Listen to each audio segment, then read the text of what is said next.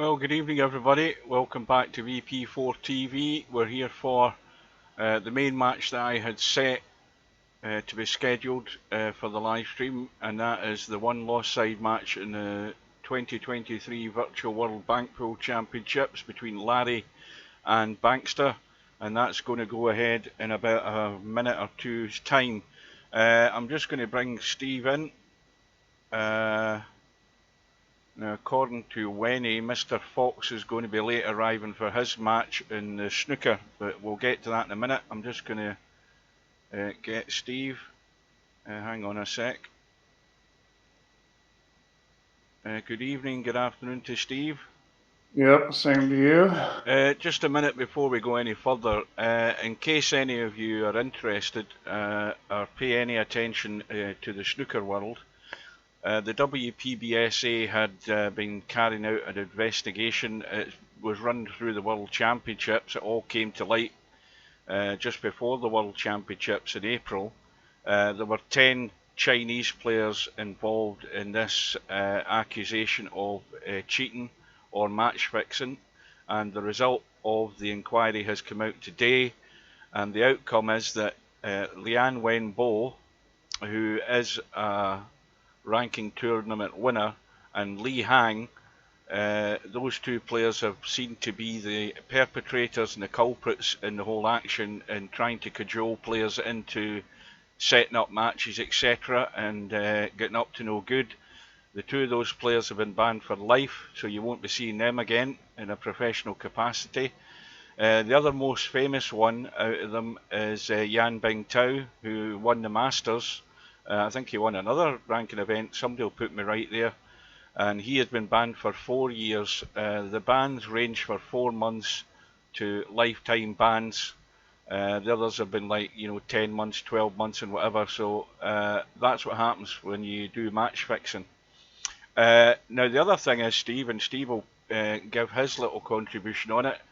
Has the PGA Tour got their way, Steve, or is there something going on behind closed doors? Oh, no.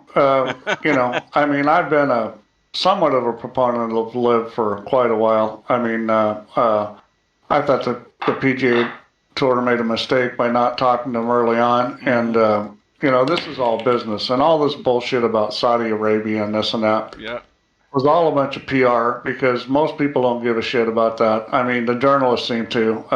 They run by a different moral code, at least when they're talking about somebody else. And fair enough. They had a journalist that supposedly was killed by Saudi Arabia, so that's a little extra motivation to be on them. But I think the whole thing was overhyped. The PGA Tour was in a tough spot because they're backwards. A lot of players wanted to change it. I don't know if you realize this, but the average age of a viewer in the U.S. on the PGA Tour I'm guessing it must be, 45, 50? 64. Yep. So it's a bunch of old white guys are the only ones that watch it. And LIV, the idea, they had a lot of concepts like team and this and that, but one of their primary things was to get younger audience. They try to get a younger audience. They're a true worldwide tour, which the PGA Tour has never been able to do. They've never been able to really expand. So this is going to be good for everybody. I think it came to a lot of shock because of how the tour talked. And, there's a lot of people eating crow right now, especially sports writers. They're going to all be, some of them are coming out saying the PGA Tour is hypocritical and sold out. But it was more of a war of words than anything else. I think it's going to be good for the game of golf. There's a lot of investment money coming in. It will be a world tour. It's a little unique in the sports because I don't know of any other sport that's really a world organization. Well, you only have to look at boxing. It's got how many bloody organisations has it got? It's got four. Well, four or there's five. always. The thing is in most sports in different countries, they have different organizations. So it's going to be the first time that something's been unified globally. So it's unique. I think it's going to be good. I thought this would happen. It's happening a little sooner than I thought it would. Yeah, But common sense had to prevail eventually. well, common sense and money. I mean, I think the PGA Tour, you know, they were changing stuff in a reactionary mode. But Yeah. the bottom line is that the game of golf is going to win out of this. There's going to be a lot of criticism, from sports writers, but who listens to them anyways? Right. I don't. I take it you saw that. I saw it in the chat before before I went live that Yeah, about Fox. Mr. Yeah. Fox is stuck in traffic, so he's going to be late. So that match might time out, which is all the better for us because that way, if it gets reset, then we can catch it. Yeah, we can reset it, and in the meantime, we can watch Larry and Bankster, and this is going to be interesting. I think Bankster is probably the favorite in this, but you know, Larry's got some capabilities, so we'll see. I think. Oh, that was a nice shot there. Three-railer in the side pocket. I think Slim was 3-1 up against Larry, according to Slim. Maybe I got it wrong because I wasn't there to see it, but. Yeah, I think Slim shit the bed and lost. Yes, Slim was ahead of him. Yeah, we read that, Chimpy, about the stuck in traffic thing. We saw that. Steve's aware of it. Unless you typed another message that I've missed. What was I going to say there? I was going to say something and now I'm totally distracted. Yes, Slim won't be here to cover that match between Fox and whoever it is he's playing again, because I've totally forgotten. Is it MC Clarkey? So we'll be jumping in and out anyway while this is on. But, yeah, we got some good matches coming up. I mean, I expect that match to be an excellent match because both those guys are very capable. And we got Albin and Barker's coming up on Thursday. Yeah, right? Isn't it Thursday? It's an 8 o'clock kickoff, but I've only got a short shift on Friday morning, so I'll be covering that. Yeah, I'm going to be there for that. I mean, that's going to be a phenomenal match, I think. And I would say that Barker's is probably the favorite in that. Well, like I said, Steve, you know, it wasn't all that impressive to begin with, but, you know, the thing about tournament play is if you start coming good at the right time in the tournament, that's all that matters. You know, he played well in his last match. He was excellent. Well, he played phenomenal. I mean, I thought that was the best anybody's played in this tournament. That was a really strong, really strong match. Good and solid for one frame. He was good and solid the whole match. And that's how he needs to be if he wants to beat Albin. I mean, the thing is these are the matches where you've got to have a little luck in these tournaments to win them. You've got to play good at the right times. Well, this is the right time. Both these guys need to come out, you know, with a really strong game because this could be the match for the whole tournament. I mean, you know, these are two of the top guys, so it's it's on here. You've got one guy trying to create a new record for Virtual Pool 4, albeit Albie's now in the one-loss side in the Bank Pool tournament after getting drilled by Cobra. But he's going for a double hit here with titles if he can do it. Probably slim chance of doing it now. But anyway, his bank game isn't as strong as some. I mean, Cobra really put it on him the other day. I mean, Cobra played very well, and Albin didn't really have much of a response. I mean, that was 6-0. That's pretty severe beating. Oh, well, Bank's already up 1-0 here, so he's raced away. He's,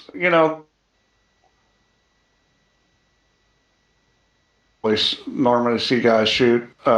He definitely has played some banks, and that's a big advantage. Like here, he could shoot the 2-railer on the 7 if he wants. I mean, that's what I'd be looking at. I'm positive the 2-railer into the corner on the 7 ball. All right, top left. Yeah, I'd definitely be playing that right now because I don't know what the hell he's going to shoot at. Crossing the 9, I think. Yeah, see, I'd play the 7. You can't cross the 9. The 9's not going to get past the 4. Now I don't know what he tried there. What did he try there? He was trying to cross corner to the 9, but you know that's not a smart shot because then you sell out. He could have played the 7 ball, left the cue ball in a spot where he gave up his zilch, and you know it was basically a free shot. I'm not saying you couldn't shoot at other shots, but the 9 ball, you know, you were going to give something up, and it was a really hard shot too. It's not like it was a lot easier than the coup railer. Well, he's got up and down in the 2, up and down in the 7, hasn't he? Yeah, I think Bankster's biggest problem in this tournament is that you know he knows how to bank, but he doesn't play good strategy, and that will cost him in the long run. I'm not saying he just fires away because that's not true either, but he's not playing as tight a strategy as he should. Now he's looking around trying to make his mind up here. Yeah, I mean, I'm kind of surprised he hasn't just shot at the 2. Because that's, you know, it's either the 2 or the 7. I think the 7 ball, you know. Well, it's got to be the 7 now, I think, because it's sitting good. Yeah, it's sitting pretty good. This shot, players have trouble with the shot because they just don't understand how to compensate for the closeness to the rail. You've got to cut this a fair amount. It's going to hold up a lot. And what I see, double kissed it. What I see happening with players with shots close to the rail is they're guessing instead of knowing. In other words, you know, they don't know the line, so they're kind of trying to guess where it is. That's exactly the technique I use. Yeah, so I mean, to get good at those shots, you got to shoot them a lot, and you've got to get to the point where you have a good feel for how that needs to be hit. And you know, the thing that helped me was Beard banking with Beard because he said quarter ball, and I don't even aim that way, but it's a simple little thing. You know, you're dragging back on one side, and especially with the ball close to the rail, it's like a quarter ball over, which is a huge amount of difference in the aim. By the way, Steve, I'm just going to have a dig at you here. That match that me and Slim played in the 9-ball Scottish doubles, I retraced my steps and I was thinking about what I did. I made 2 errors, and they were shape errors, positional errors. Well, I only just watched that one last game where Slim shit the ball in. Well, that's all part of the game, isn't it? They shit a ball in, so they did. Well, earlier. I didn't see that. I'm just saying, you know, it's a case game, and that was a shit out. That's all I was saying. I played surprisingly well, in my own opinion. Fox and Matt have started. All right, so he's got there. That's good. I don't have to reset it. Now, let me just do a quick check. Yep, they're underway. And we'll jump into that now and again just to see what's happening. You know, obviously they're going to end up maybe messing about here in 1 rack or 2. And we'll have a quick dive in and see how things are going. Well, think about this, Hugh. Think about Phil Mickelson getting $200 million and Dustin Johnson getting like $140 or $150 million, and Koepka getting whatever he got. These guys go to live. They get to keep all that money, and all these guys on the PGA Tour are now stuck in the same situation as the live golfers that just made a fortune. Yeah. Oh, they're really poor, those golfers, so they are. Well, it's heartbreaking. 200 million. I mean, unbelievable. I mean, players like old Jack and the rest of them are all thinking, look at what we made. But the thing you got to think about for these players is it's not just them, because they have a whole team around them. They have their family, their extended family. I mean, their children, their children's. They have guaranteed, you know, wealth for their family, their whole family and extended family for, you know, generations by taking that money. Yeah. It's a hard life, all that travelling and invites and getting paid to show up at tournaments as well. I'm sure there's loads of invitational stuff to get paid just to show up, just to get their face in. You know how hard it is has nothing to do with it, because I don't know if you knew this, but I'm a big fan of the Isle of Man TT, which is going on right now. Mm-hmm. And I'm a big fan of Michael Dunlop. And, you know, he's scraping by. You know, he's got his own racing team. He's got to put sponsors together. It's not like he's getting rich, but there's not anything much harder than running those TT races. Well, that's brutal. That's why they don't show it live on TV over here, because you don't want to see dead bodies flying all over the place. It's insanity. It's the scariest thing you'll ever see. I mean, see when they've got the camera on the bike and you're watching them going through those streets and through the villages at you know, close on 200 miles an hour. It's absolutely nuts. Oh, it's I mean, you've just got to have a death wish to race on that track. It's not even a track. It's a proper loop round the island. So it is.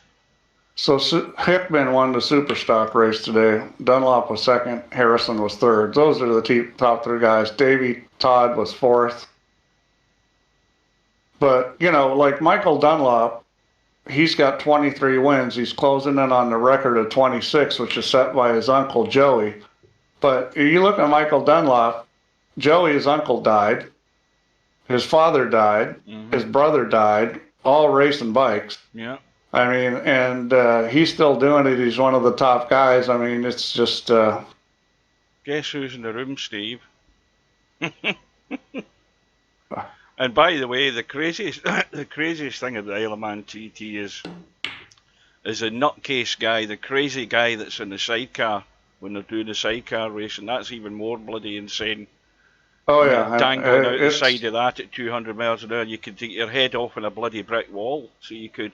I mean, it's just... So Dunlop won the Super Twin race, so now he's at 24 wins. He's 2 wins away from tying his uncle for all time. Yeah, they show the highlights of that over here. You get the highlights of the races, but they've never ever risk showing it live. Well, you can stream it. You can buy the stream. Yeah, I mean, last year 6 people died on the Isle of Man TT. It's just it takes a different breed. You've got to have a big set of balls to do that. They must sign a disclaimer when they go to that race. You know, if you die in this race, it's nothing to do with us. You know, that type of thing. Because I mean, it is. Well, that's always the case in racing. Yeah, I mean that's always the case in racing. I've got that circuit on on R Factor 2, and I've raced around it or tried to race around it in a 250cc kart, and that's insane. I think I must have crashed about 20 times doing it. Yeah, well, I mean, it's hard to learn a track that's 37 3/4 miles. Yeah. So, yeah, I mean, Bankster is the favorite here, Cobra. I mean, there's no doubt about it. I mean, that wasn't a difficult bank that in the one though.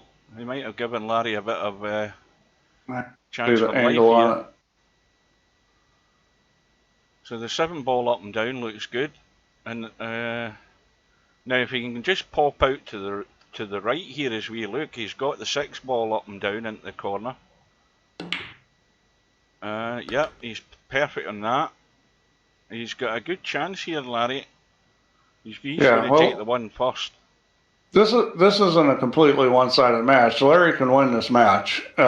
He's going to have to play well. Well, I think he's got a great chance of running us out here. Oh dear. Well, this is a dangerous table because there's so many easy balls. Now, one good thing about what Larry did there is by hanging that ball, he took that pocket out of play. Yeah. So that definitely helps as far as your liability, but still, you look at that 4, the 2, the 6, the 3, the 8, the 9. I mean, they're all good. And they're good side to side. Side to side is always better than up and down. He's going for this 6-ball. I'm thinking when the 2-balls come out to the left here, he might be left with the 4. I don't like this choice. I'd be shooting that 8-ball every time. That makes absolutely no sense. The 8-ball was a duck. It was an easy bank, and he should have shot at the 8. So here your choices are going to be the 8 or the 2. I like the 8 a little better. The 2's okay, but you know, Can we have a Larry clean liked the 2 table? and he hit it good. We have a clean table for the 8-ball World Championship. Yeah, Cobra had asked me that before, and I told him we'd discuss it in here. I mean, I'm in favor of doing that because, Well, what does that mean then? well, the hog pen is, you know, the hog pen table's got a lot of crap on it, you Oh, is know, and that's the crappy table? I thought it'd be the, what's the other one with the, pit stop is the best table. yeah, Well, pit stop one, there's yeah. 3 of them. There's pit stop, there's the hog pen, and the garage. The pit stop's the cleanest one. Good afternoon to Rob. I'll change it now. Let's see. While I'm thinking about it. So Larry's in a good position at the moment, 3-0 up in this rack, but he's, I mean, the table's ugly now, the way it's sitting. Well, bankster's dangerous because he can bank and he knows a lot of banks, and that means he can run balls, and that makes him dangerous. Three The railers strategies, he's calling the 3 railer on what? the 6-ball. Top left-hand corner as we look. Oh, good luck. Oh, not a bad effort. Good effort. Well, hit it good. Nailed it. I thought he'd nailed it there. That was a tough shot at that angle, but he hit it good. So I'm sure he's going to shoot the 8. The question is he going to play position? And I don't think he will. Well, right now I would say Larry's a strong favourite in this rack, as long as he doesn't do something crazy. You know, leaving that 1 ball over the pocket is fine as far as I'm concerned, because he just needs to pick off what's there rather than taking any other crazy risks. You know, if Bankster brings a ball into play, which he'll want to do, that will just tee it up for Larry. He's got 2 choices here. He can either cross the 5 or he can 3 rail the 5. I don't think he's got. He could 1 rail the 8 ball. He's got the 8 and 6 too. You know, 1 rail back down the corner. What's he looking at here? Well, he was looking at that 3, but that's right on the point. See, none of these are gimmies, but all of them are doable. But the way I would be picking this is which one can I protect the cue ball with? He's coming here with this one, I think. If you're going to shoot the one of the ones you can't protect the cue ball with, then you better be making it. And then at that point, you might as well be playing position because you're going to sell out.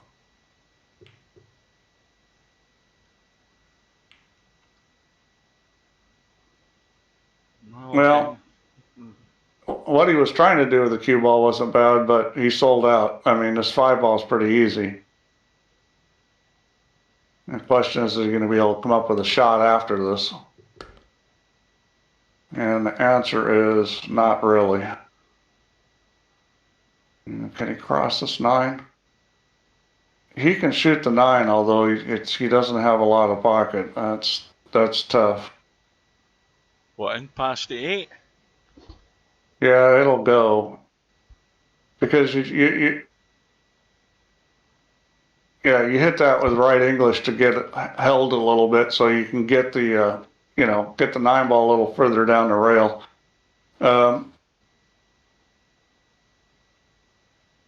Had a crazy bug yesterday in the middle of a snooker game. No, this isn't going to work. He hit it with the wrong English. That sounds like somebody who was out of sync at the time. He tried to hit right English, and he should have hit left English there.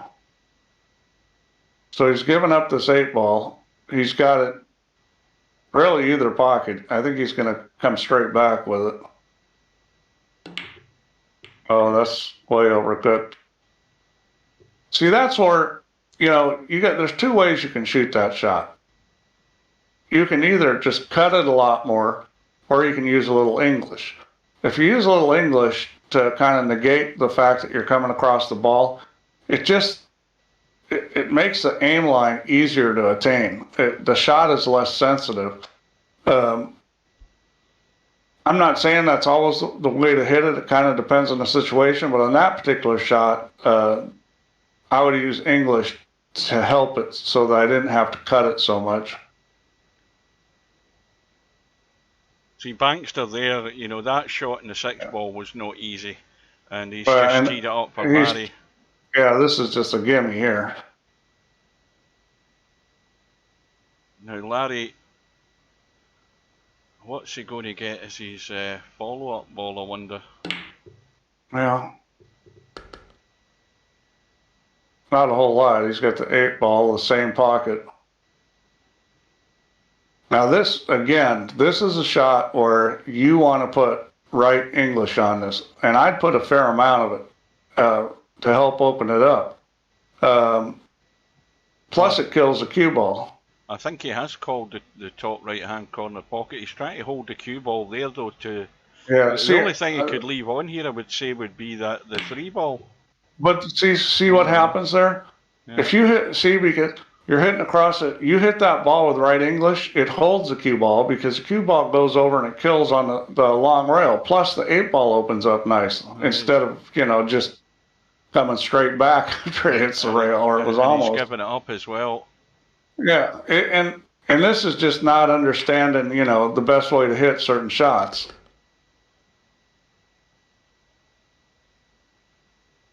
So, Bankster on 2, Larry on 4, waiting on 1 ball to get into this match. To be good at pool, you've got to be anal. Cobra is anal. I can guarantee you that. The guy's anal. Because that's why he's gotten better, and that's why he's good, because he's anal. You have to be to become good at this game, because you got to pay attention to the details. Well, Bankster's brought that 9 back into play.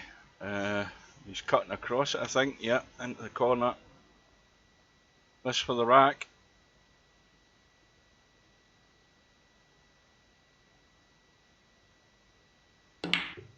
Oh, close but no cigar. So Larry would be quite happy with this 1 ball sat here like this. This is where, when you're down like this 42, now you have to take some chances, but you know, you can't just fire away and leave the guy an easy shot to win. You know, make the guy earn it.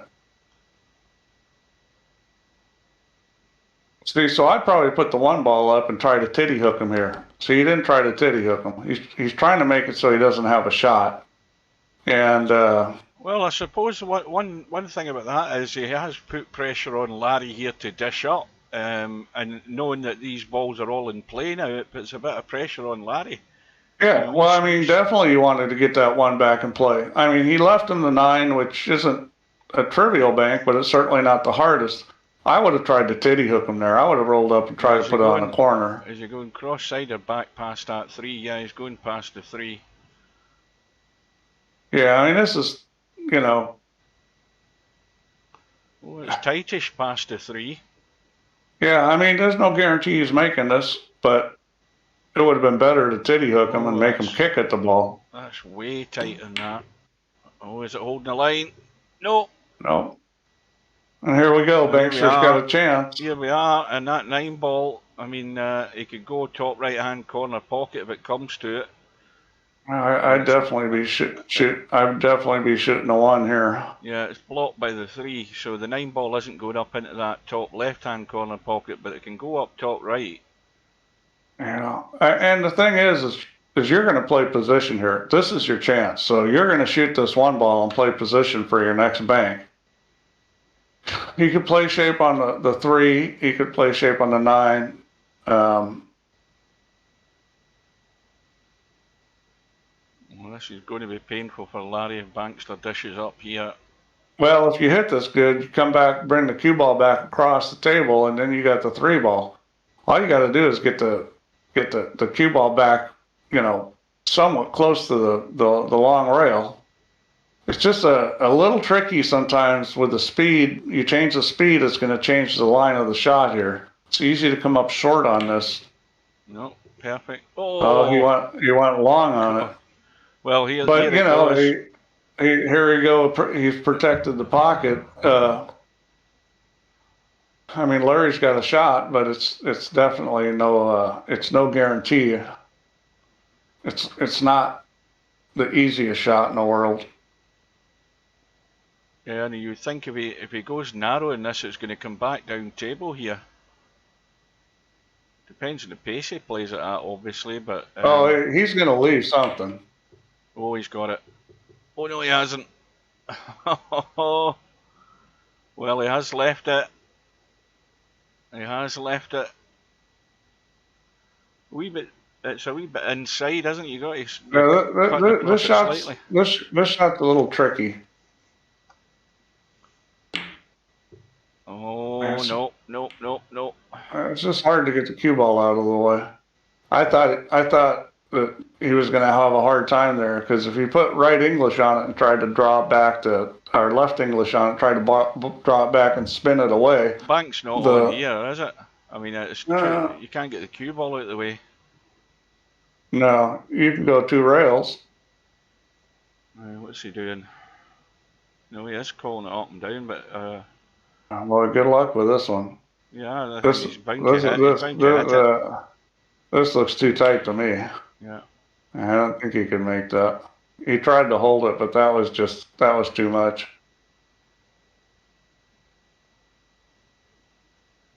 Right. Now you got to be a little careful in this situation because you could give up a lot. Still in the first frame in that match. See, I would not do what he's doing here. He's doing this to miss the kiss, but I would send the cue ball down table because that way you can only give up a bank on the 9.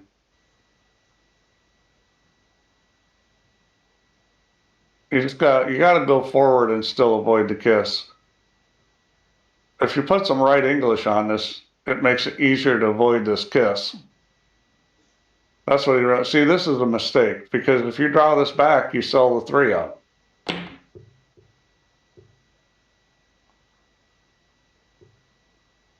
Well, he's probably got away with it again. Well, I mean, he's got a shot on the 3, but it's not really the easiest shot. He may even shoot the 9. The 3's tough enough. Now, 1, 2, 3 rail into the top right-hand corner. What do you reckon?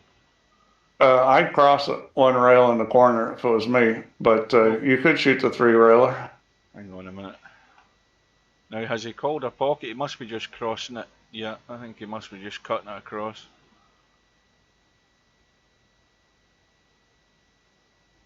Got to get the cue ball out of the way. Now, did he call that 2 rails? Yeah, he's playing a 2 railer here. I think he could cross at 1, but he's playing 2, which is, you know, it's fine. It's like he hit it pretty good. Just a little too much speed. No, I think that'll be, that looks reasonable. I don't think anything that's a gimme's available here. I mean, you can cut this back. This is tricky, this, isn't it? The cut back at that. Oh, it's always because you got to overcome the cut. This one's doable, but it's hard. Side. That was well done. That was an easier shot than cutting it back. Well, up and down. This is going to hurt, Larry. No, he needs to play this. He needs a 1 as well. I forgot. He needs to play this 3 to the right. Trying to play the straight back's hard. Oh, he missed the hit. Boy, that was a great shot. That was a great shot. That was very difficult to miss that kiss. There was no room at all there. But, all right, so now you got to figure out where to put the cue ball. And one option here again is leaving it in the pocket. I think he'll probably draw it back. But if you're going to draw it back, you either need to be right in the middle of the center rail or near one of the corner pockets. Well, what about overcutting the 1 into the pocket and a bit of right spin to catch that right jaw and just kill the cue ball there and try and leave it right in the pocket? So he brought it out. I don't know that was clever. This isn't bad. He's got in a position where this is not a gimme bank. That's actually not too bad. If you're gonna be this close to the ball, this is one of the better places you could probably be. Well, you could go that way. He's got a shot, but this is not an easy shot. This is not a bank that's a super high percentage or anything. You know, it's less than a 50-50 bank, I think. I think he's going up and down. Yeah, he could go either way. No. And I think he's sold out big time here. Where's the cube? Where's the 1 ball finishing in the kitchen? That might not be a bad result there for Larry. Tell a lie, I forgot the 2 ball comes up. Yeah, so he's gonna, where that 1 ball is, you can't avoid giving up a bank on it if you miss this, but you can avoid giving up an easy bank. So a good place to put this would be more like the cue ball, like in the middle of the end rail. Well, this for the rack, though. Because This for the rack. yeah, but you still want to think about the cue ball here. No doubt about it. And that's going to hurt. Larry Yeah. had the rack in his grasp. That's leaving a mark. That's leaving a mark there. Oh, that's a scar. Yeah. Well, Larry likes to do things the hard way, and he's got just exactly what the doctor ordered. Point of no return already. Quick tab to have a look and see how things are going. And it's still 0-0 in that match with MC Clarkey. Well, they're having a long first game. So we'll jump straight in there as soon as this match is over. And Bankster again, not hanging around, he's off and running again. Now, I don't know that I don't think the 4 goes, I think the 9's in the way for that. In fact, that's not even sitting great. Cross bank and the 6. Yeah, and that's a reasonable shot. I mean, the thing about this kind of table is you can be a little bit more free because there's not as many balls that go, but you know, there's still balls that you don't want to get too good on. Seen a lot of attempts like that where it goes long all the time when they're crossing over. It never goes as straight as they think. So he'll shoot the 2 here, of course.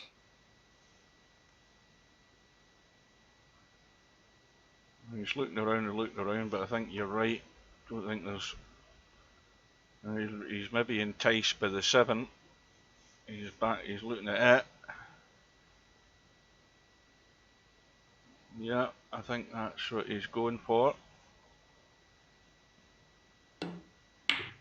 Nope, that's way narrow.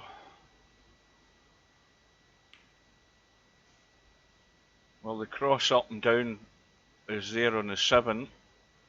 The crossover on the 3 is there in the top right hand corner, and the crossover on the 7 into the top left hand corners also, and so there's at least 3 choices I can see, and I'm an umpty. Yeah. Nope, he's still giving it a thought.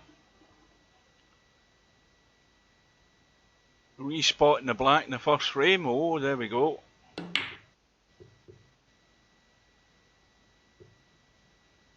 Now, what's the left, Larry? Alright, I changed the table to the pit stop. The location was the hog pen. You guys are probably going to complain about that too. Not liking the lighting in there. I don't think that'll make a great deal of difference, as long as it's not the loch.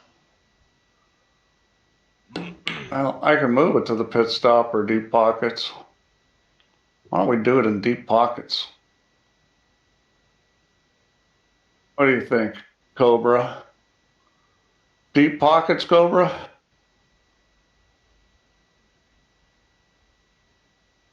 I think he's falling asleep. Deep pockets is fine. See, don't ever say I never included you in any decisions, Cobra. So,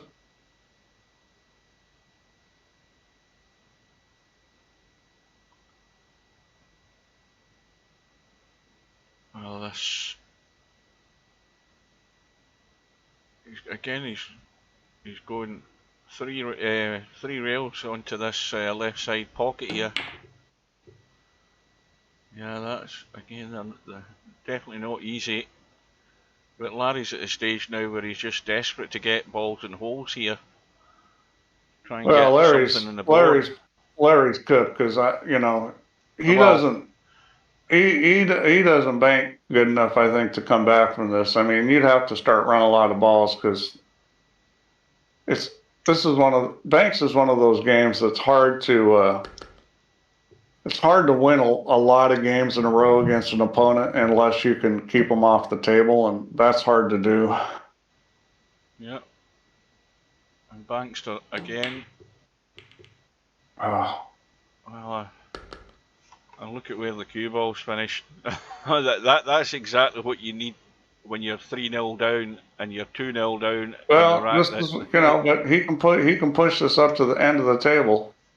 Just glance off the 7 and try to put it on the end rail. I don't know that he's going to give up a whole lot of anything. I don't see anything. Nope. See, this is a mistake to leave it there. Oh, he did go up table. Okay. That's what you wanted to do is go up table, because the distance makes a difference in being able to play safe. And you can't do combo banks because that 2-7 looks good to me. Yeah.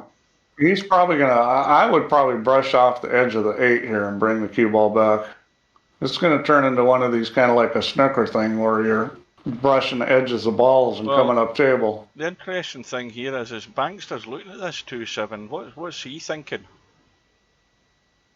Or has he suddenly... No. Hang on a minute. No, he's asking, can I play 2-7? That's what he's asking, yeah.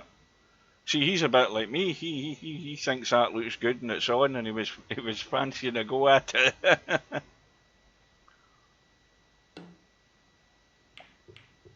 And that's a play I would have done, although I would have. Oh, he's left the 9. Well, not really. And you don't think so? Well, he may be able to shoot it, but it's no gimme. He did leave the 6. And what's worse is he left in the spot where Larry could get position, although he really didn't. He's going to have to shoot the 4 ball. They don't have anything else. So, you know, are you going to shoot this and go up table? If you are, you want to go to the... You've got to go right side, haven't you? Because you can't... You got to go... Well, you're going to go up something no matter what. You got to just decide what it's going to be. Well, you know, he tried to stay down here, which is... He didn't call the double bank, so that's a missed call. He got away with staying down here. Well, he left the 9. Good evening to Albie. So the question is how you're going to play this. This could be like a real nice little soft draw is the way I'd hit this. You know, that wasn't soft enough. But I would have been playing shape on that one, I think. Oh, well, Larry's... Again, he's got this up and down 9, but where's the cue ball ending up? That's my question. Well, he'll probably try to hold it. Either that or he's got to cross it. That's just 2 choices. He crossed it and hit it good. Yeah. Now, I think he's good for the 4. Hey, Albin. Well, not quite. He's going to have to cut across it. That 4 ball. That you wouldn't call that a dead bank, would you? That's going into the 8 ball. That 4 ball if you're banking it straight. No, it's close to dead, but you got to hold it a little more than a dead one. Well, that looks nice. That looks nice. Yes, it's in. Now, Larry trying to get on the board here. Well, he's got himself in as good a position as he was in the last rack when he was 3-0 up. He's now got himself into the lead. And I would think he'd shoot this 2 ball. He's going to looking at the 4 ball. Tell you the danger here, if he crosses this and he doubles it into the back of those, well, he's got it clean. That 8 ball. What does he need? He needs one more. Well, does he want to bring the 8 ball into play? I wouldn't want to, but you know, leave the balls there. There are banks there, but they're not that easy. I'd bank the 2 ball just to... Well, there's an insight into Stubbs thinking in these chances of winning the 8 ball bar table world championship. There's a right insight into the psychology of Stubb, because he's scared already. He wants it on the 9-footer or the 10-footer. Well, the thing is what he doesn't realize is he's got a better chance on a bar table. And the reason why I say that is because people that turn the cue ball loose and don't move the cue ball as well as others, are dangerous on the bar table, because on a bar table you can make everything. I mean, long banks are like gimmies. So the bar table is it takes a player who maybe doesn't move the cue ball quite as good and makes them very competitive. His only problem is going to be strategy. I mean, there's a lot of strategy you have to play. But as far as, turning the cue ball loose and leaving yourself funny, you can get away with that more on a bar table. Yeah, the strategy side on the bar table 8-ball is the thing that's going to do Stubbs' head in. Well, this match is on the brink of either being over or going a hell of a lot longer if Larry can find a way out here. Yeah, this is a tough situation here for Bankster. This is not an easy bank. I think he's going up and down with this 8-ball. That's no cue ball. That 8-ball was dead in. It was a good line. Well, you've got to see that kiss and avoid it. But the good news for Bankster is he got lucky. He didn't leave anything. He's left it just as ugly. Now, can he squeeze the 5? I think he can.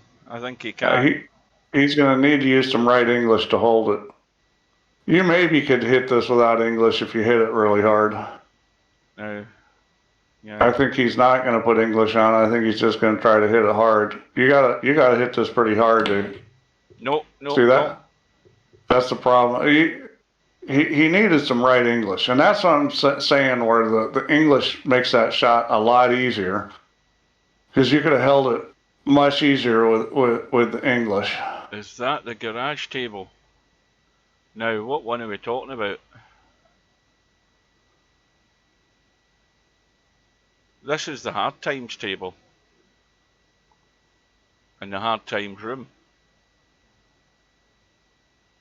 Yeah, he's going to cross this too. You got to put some English on this. If you want to make this, this shot's again a lot easier with some left-hand English. You could potentially try to hold it if you hit it with low and right, but it's the angle it's at. I wouldn't advise that. No, what's he doing here? I don't know. He keeps looking. The 2-ball's a shot to shoot. You just cross. You can't see. You take that 2-ball and cross it with the left-hand English. Can you see enough of that 5? I think you can, but it's not the best shot. The 2-ball is a better shot to shoot it, I think. I don't even know what table is in the garage. It's not a bar table in the garage. Aye, but it's not a bar table, is it? Yeah, it is. It is a bar table. It is, right. That shows you how often I play in there. Well, I think this is very tight to get enough of that 5. Yeah, he's overcutting. Yeah. Now, is it Larry's chance? Again, it's not great, is it? Yeah, it's pretty good. I like this 5-ball. 5 goes past the 8. Yeah. Yeah, this is just cross it. It's a very natural shot. You don't have to use English on this. I think this particular shot is probably a little easier without the English.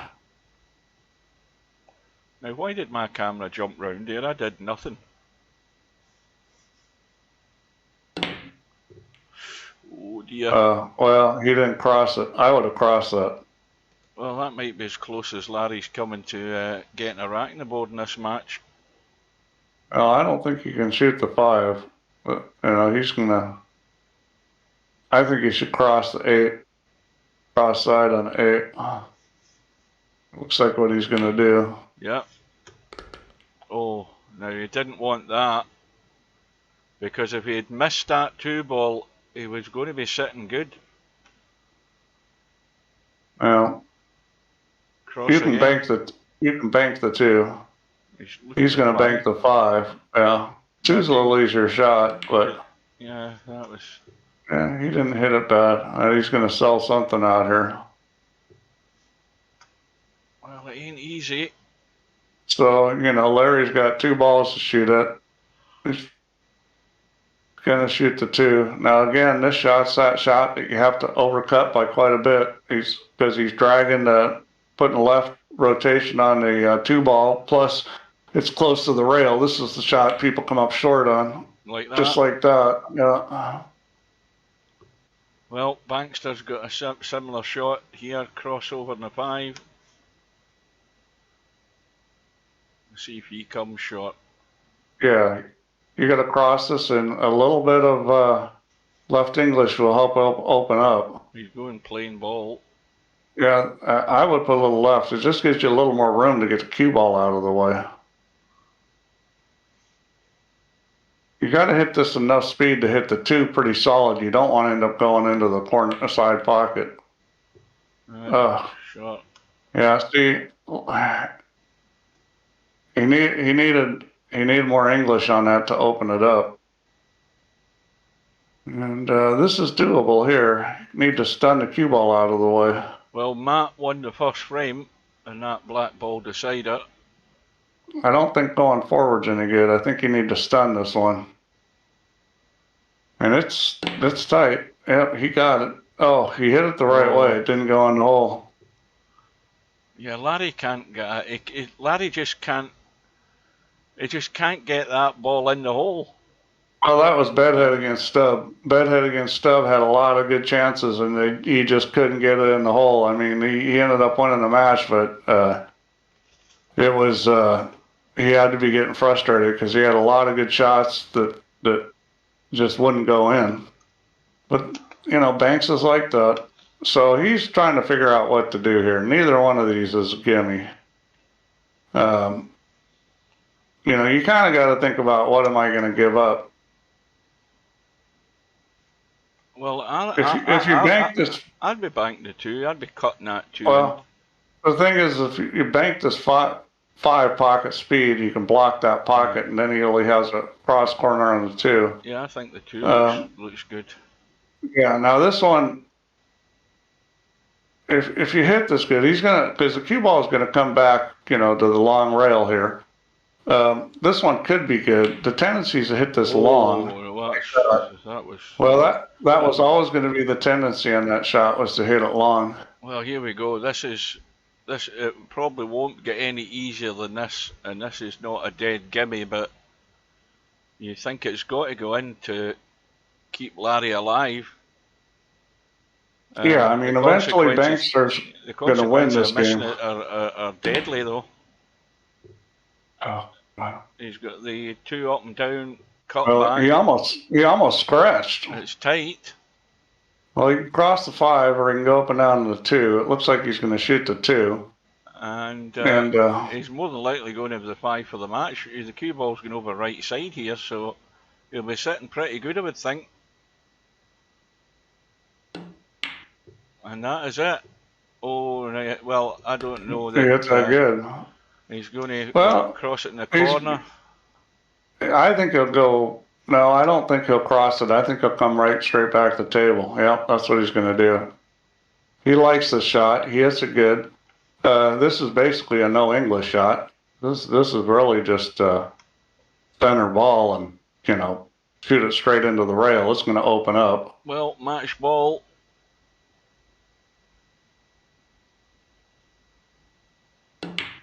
Oh, no, well, you way overcut it. He cut it way overcut it. Well, again, Larry's hanging on by the skin of his teeth, and again, it's finished ugly. Yeah, this isn't the easiest, but eventually he's going to make one. He's had easier shots he's missed. See whether he hits this hard or rolls this. Me personally, I would be rolling this. Just because for my eye, I can see this rolling better than hitting it hard. Plus, you can control the cue ball better rolling it. He hit it hard. Oh, dear. He has no hair left. He's got to go in the corner here, Steve, surely. He doesn't have to, but that's where I'd shoot it. This is a dead bank, really. This is just a little left to center, a little left English, and smoke it. This looks like a dead-ass bank to me.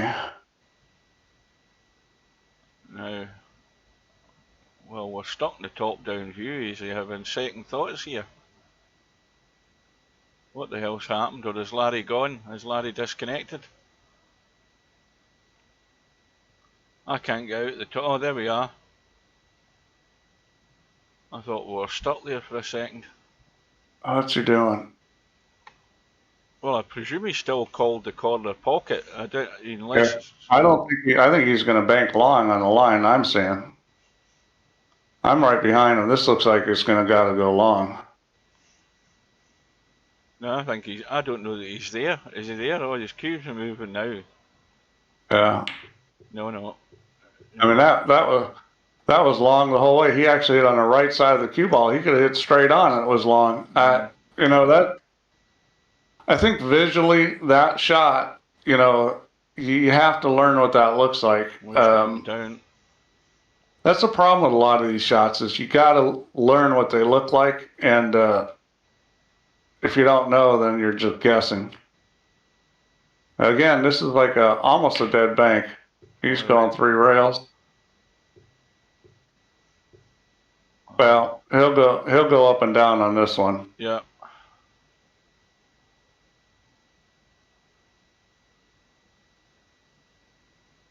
At this point, Larry's thinking, "Man, can't I just win one game?"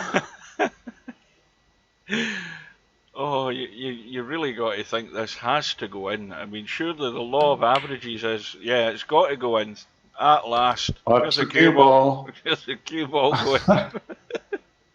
Well, all right, well. Oh shit! I thought that was Larry at the table. It was Bankster. I No, thought that was Bankster. Larry winning his first rack. Oh my bad.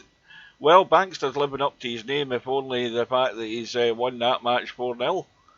And poor Larry, nobody threw him a bone. Well, quick look, that's the wrong one. Let's come out of that. Quick look to get an update on the bracket, and that will confirm that bottom half of the draw. Bankster is now through to play Albinario on the one-loss side, and the match above we've got Stubb waiting on the winner of Matt and Tommy whenever they're going to arrange their match. Meanwhile, let's get straight into the MC Clarkey Mr. Fox match if we can get in. Of course, it's a race to 4 on the one-loss side. Now, this isn't a good sign. I can't get in the room. So normally you can't get in the room if the balls are moving, but or if they were lagging. But I cannot get in. Yeah, I'm not having any luck getting in right now, too.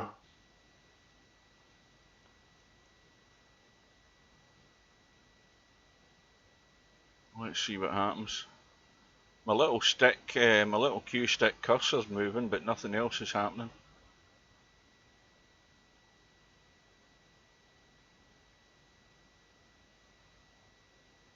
Now, normally if you hit escape, it goes to a black screen. Let me try that. Yeah. Yep, there you go. It gets rid of the message, and you're just left with a black screen.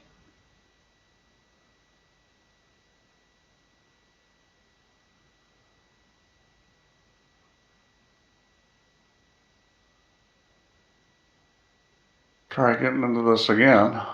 Well, did you manage to get out of it? I can't do anything. Yeah, I killed it. I don't know what's going on. Somebody's having problems. Yeah. Well, let's ask these guys. Well, Coldest P can't get in. I'll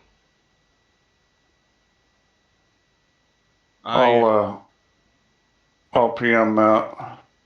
Well, I'm just going to tab out and try killing VP4 and getting back in. I tried that. I still couldn't get in. I'm asking Matt. Well, I'll just wait then and see what happens.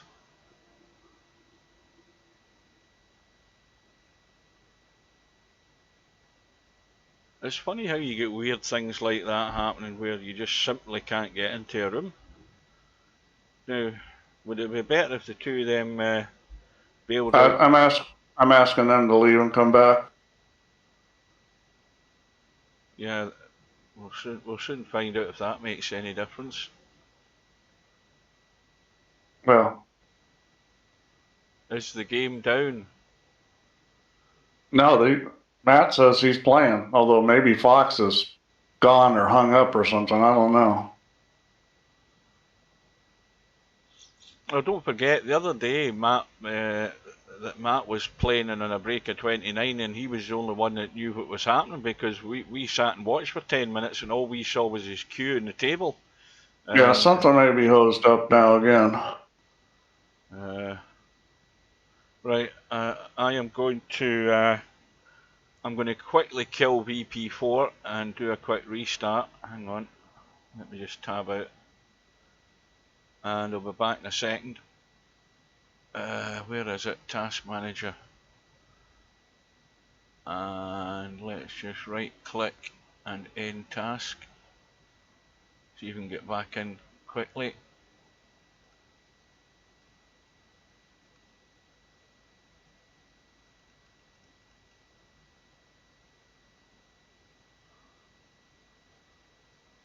Right. Well, I'm back in the lobby.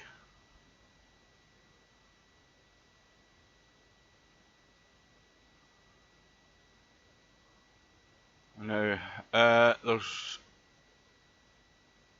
Well, maybe they don't want us to stream it because... well, there's 4 spectators in it. Fox just... There are. Matt had a disconnect earlier. Something's squirrely. Well, I just got in.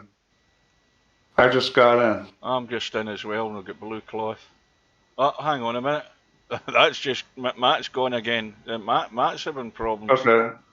No, he just left in live because I asked him to. Right, anyway, let's get this to the default colour. So it's still... Well, we're only right at the beginning of the second frame here by the look of it.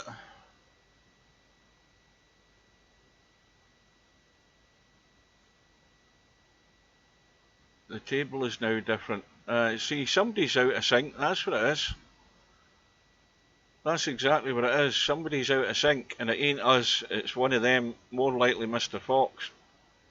It's him that needs to leave and do a restart. The scores are now at 0-0. No, they're not. Well, what, the point score, or is he talking about the frame score?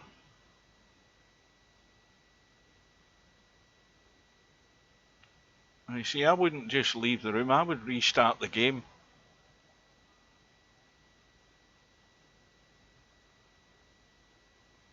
And there's no change now that he's come back into the room. Well, there's no change for you. Well, now I'm looking at a scoreboard that's got 0 on it, apart from the 1 frame that Matt's won, and the cue ball stuck in amongst the reds. That's what I'm seeing. And he says it's reset it to earlier in the frame, so that's obviously when somebody disconnected.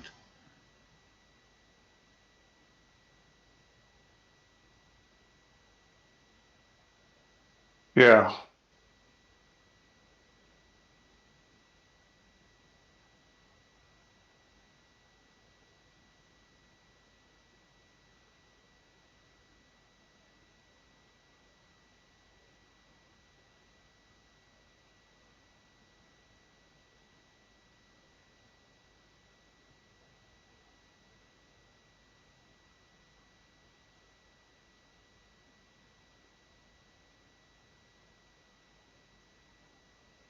Well, what does he mean by that? Good for streamers, bad for players. Well, call a draw and restart the frame. That's a simple option. Yeah. Call a draw. Well, that's what I said. Restart the frame or change turn. And I'm not sure what happened, because just leaving the room and coming back won't do that. Unless there was some kind of connection error, which I'm suspecting there was a connection issue.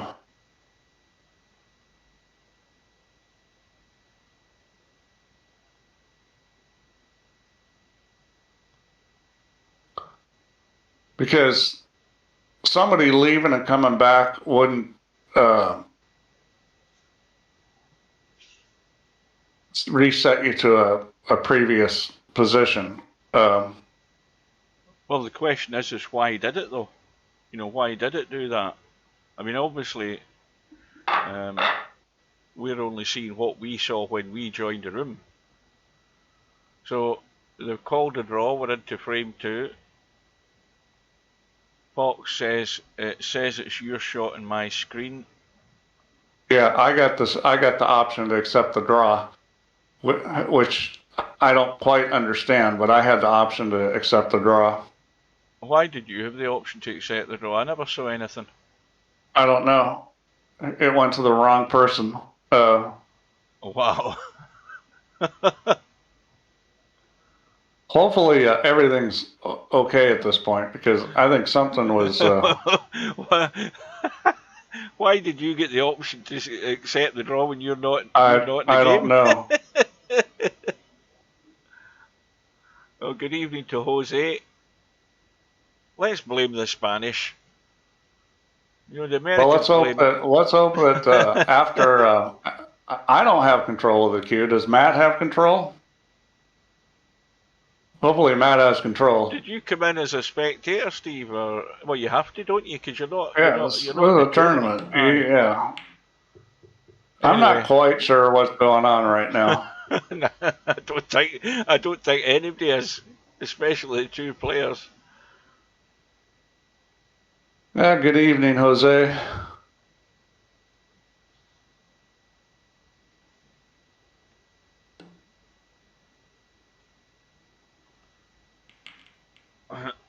Oh, well, that's not good.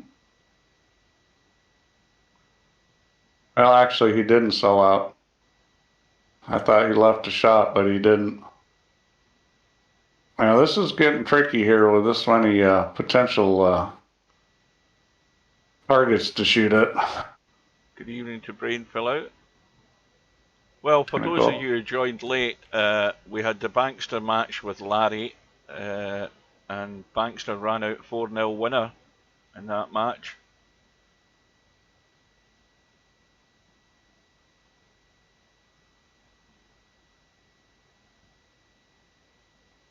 So we're going to get a little bit of back and forth here. Now, a little bit of help and spin will get that to the vault cushion. That's actually pretty good. That's well done. Got the cover on both sides of the table. That was a really good shot. You know, Fox played really well in the match to beat Semi-Pro. I mean, Semi-Pro, you know, he had a couple chances to win that he didn't get it done, but, you know, Fox really played well.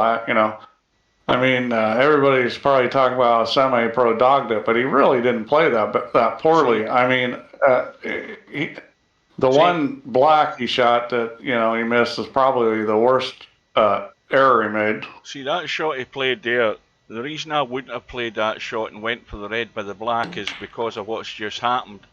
Had he went for the red by the black like that and nudged the red, he wasn't leaving anything on.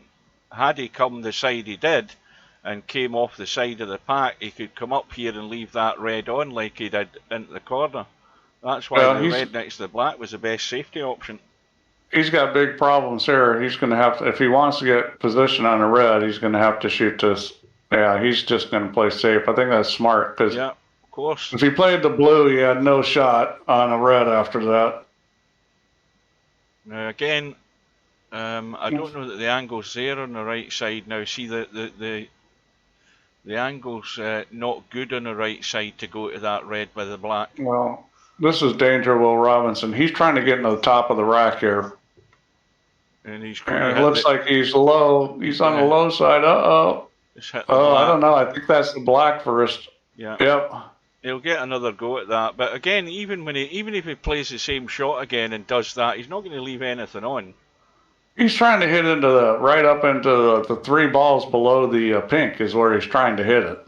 Well, that's where he should be trying to hit it. He maybe needs a bit of right-hand side in the cue ball to Well, now he hasn't got there. He might have put right hand side on it, which has killed the pace in the cue Oh ball no, this time.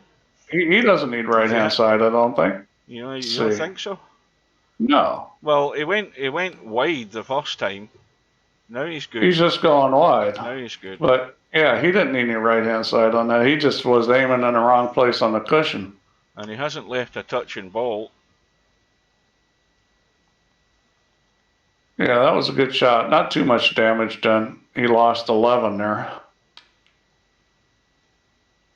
We're gonna play dink dink. Now, one thing about Fox is he plays pretty smart. He's obviously played this game a lot. Uh-oh. Although he didn't know the rule. I love that.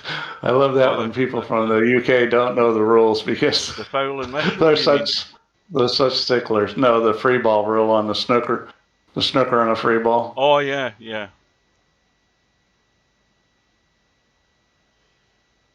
That's good. That's like, you know. You'd think that all the Brits would be good at the Brits, and I don't know about the Scots, but at least the Brits, they're all particular about things. You'd think they'd all be anal enough to be good at these types of games. But, you know, you look at it, there's not that many guys that are really anal enough like Cobra to be successful.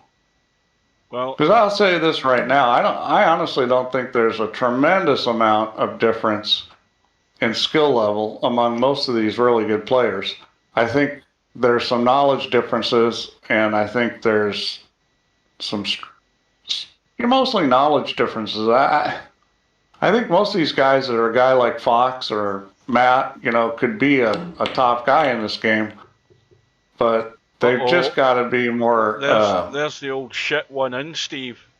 You gotta love that. Well, now let's take advantage of it. Yeah, I think for players like Fox and Matt to start winning these things, they just got to be a little bit more picky about how they're going about things. Mm-hmm. Because I think they both, you know, pocket balls and move the cue ball pretty well. Well, you know, the fluke's there, and these reds are burst open, so there's a good handful of points here available, although the pink's dead. But black is available.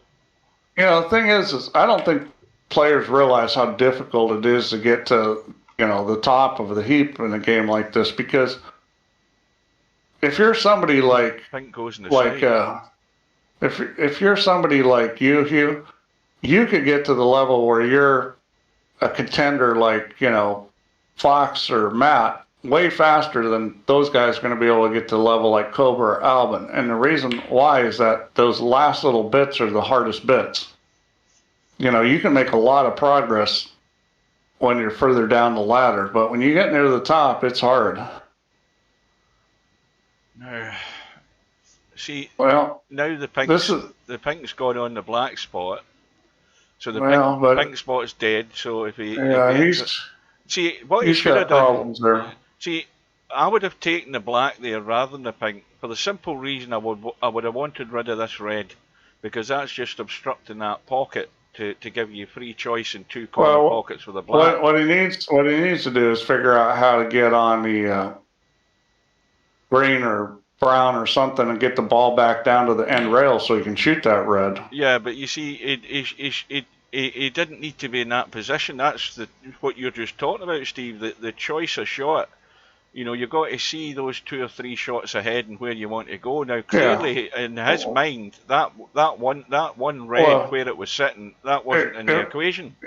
If this is me, I'm going yellow and then shooting the red in the side pocket and leaving myself angle on the green so I can come down table and shoot that red that's blocking the pink and black. That's the order I'd be going. And he's already made a mistake because he didn't get where he needed to on that red, because he needed to be, you know, pretty straight in. Now he can't get the angle he needs on the green. So he's looking at a different red now. This is just a dead roll in. There's nothing you can do with the cue ball. And he's probably going to shoot the brown. Now he could try to get back down table on this with a power draw. No, I think tidy up the red that's in this bulk area, the one above it. You need to get rid of that Yeah. red because that's no good sitting Yeah. there. Especially when you Well, need to duck for cover. If you need to duck for cover, you want to get this rid of these shot, reds. this shot's touchy. That's the problem. So that's a touchy shot. So now he's got trouble again because he doesn't, he's going to try to stun us over. Or is he drawing back? It looks like he's drawing back. Oh, he's got it, yeah. Oh, you missed it. And only 20 made from it. But I still say, my mind was on different things, and it would have been opening that other corner pocket there, getting rid of that first red. And I think if he'd went that way, it would have been a better idea, because that way you wouldn't have tied the pink and black up. Well, this is kind of a crappy situation. He's going to have to come up table because it doesn't make any sense to try to run into the pink or black from there. And that's what he's done. Is he came up table. Now he can shoot this green and play the other red in front of the pocket and open up the pink and black. Yeah. He just needs to get on that. He's going to play the yellow. Whatever he does, he just needs to get on this in a way that he can get on that pink or black. And this shot's a little touchy. This is kind of a little stun draw. You've got to pull this back a little. This is not any kind of gimme shot. Well, he can get into that if he's. See, I'd still be getting rid of the red that's there where the cue ball is. That's the one I'd be getting rid of, and then what? I think he is going to do that. That's what he was looking at. And you're right here. That's the smart play. Get that liability out of the way. Now, he's gone too straight, I think, in the green. So he should just come back out into the middle of the table. He'll at least have the one red over that pocket. And that's a smart way to play it, is overcook it so that, you're sure you're getting back out. No. So he's got about the same angle. And this shot's tricky. There's no doubt about it. You just need to dig into this and stun along the rail and spin out. You'll be on the pink and black. I will say the pink does go in that pocket. Yeah, the pink does go. So it might be better actually to shoot the red along the rail and then shoot the pink, because you've got a full pocket on the pink. Yeah, and you get it back in the spot. This shot's tricky. Yeah, he's not even going to try to get on him there. That was easy enough to get on either of those two. I'll tell you that. There was definitely some.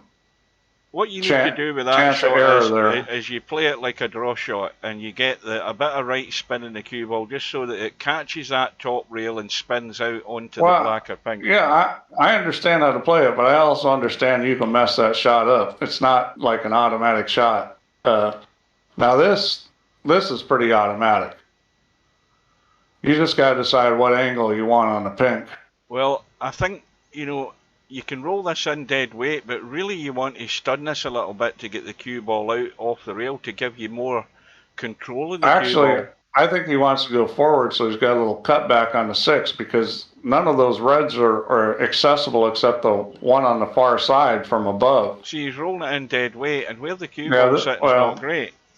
No, this is no good. He needed to come down further. He does have the black. This is a little bit tricky. He may decide to run into reds here because there's only one red that goes from the other side. I think it's better just going forward and trying to get a little nudge here or there. Yeah, I would go forward with some speed and try to really move him. That's not hard enough. That's a little nudge. It's going to work. That'll do it.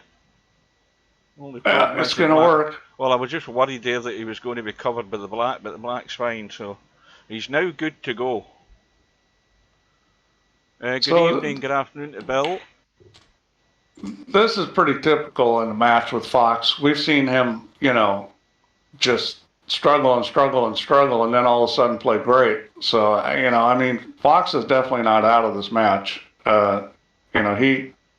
He's got the firepower to come back in this. He's not out of this frame. He needs Matt to make a mistake.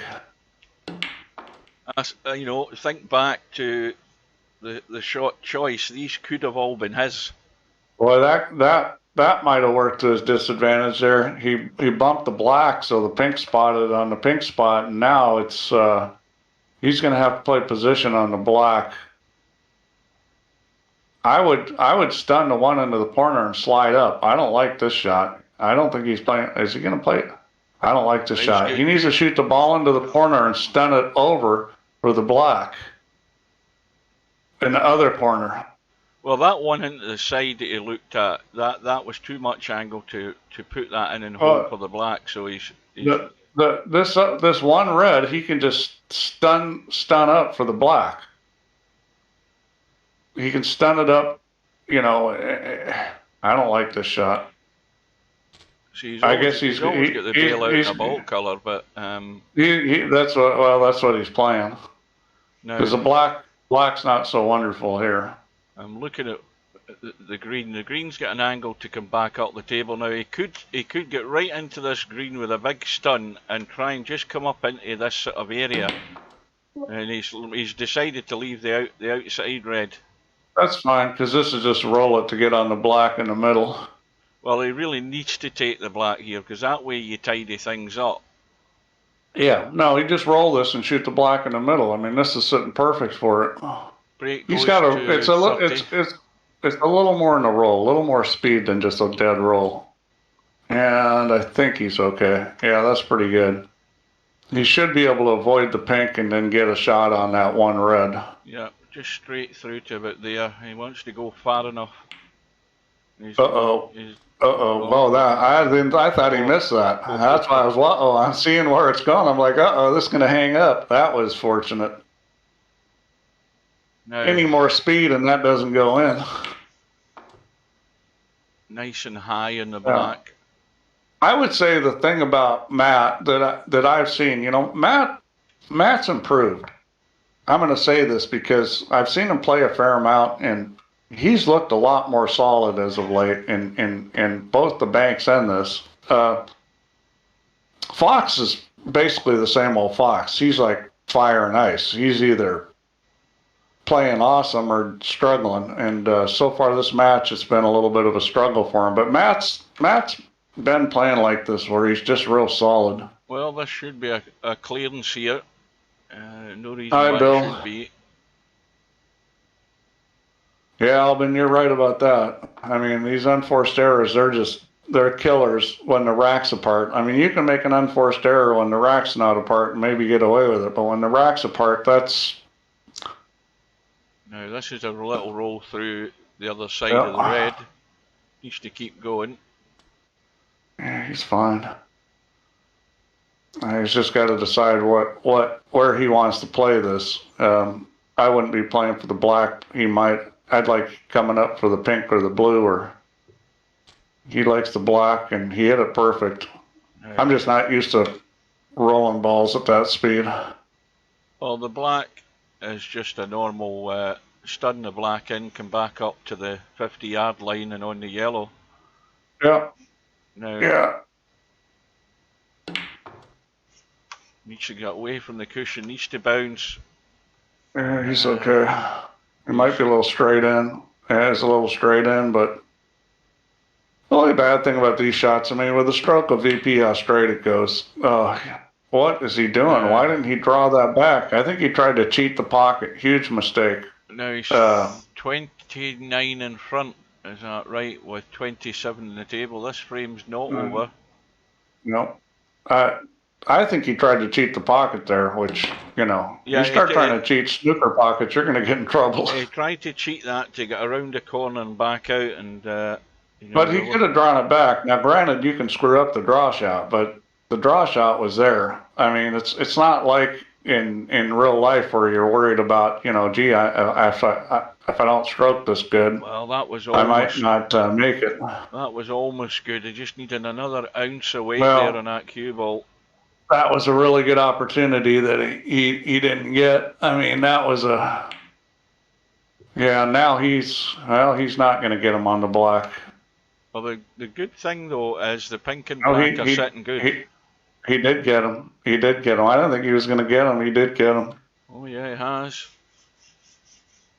Now, I mean, if you just Where's jack up, where's my jump cue? just a little jack up and a little soft turn, yeah. Well, he managed to get And there. he tried to curve it, didn't get it in. Look at this though. He could get up. He's gonna get. Oh, look at this. There you go. Now that's pretty fortunate. More than one way to get a snooker. Now you've got to watch you don't have any spin on this cue ball when you're going up and down here, because it's so easy just to go either side of that green. He's actually just trying to spin around. Yeah. That's a good shot. Now, that's very well controlled. Now this is where you do the reverse bank up in the 3 with left-hand English and try and kill the cue ball in behind the pink and black. This is a great opportunity. I mean, this is a standard safety, you know, as long as you've practiced this on this particular table, because all tables are different. Snooker table's not going to be quite the same as a pool table. Now, he's not playing that shot, which surprises me. See, that's not, I mean, unless you get covered behind the blue, you're not really, you're actually giving Matt an easy safety shot here. Well, I mean, it's not that easy. Nice and thin. It's not that easy. Well, we're talking cigarette paper thin with a good bit of right-hand spin. But the fact that Fox needed to get the snooker for the win, he should have tried to put on the black, I think. Oh, that's ambitious. Well, I suppose he's going for in or over the hole here, but that's given... See, this is giving Mr. Fox control of the table here. When he can pot the green, he only needs the one snooker, as far as I know.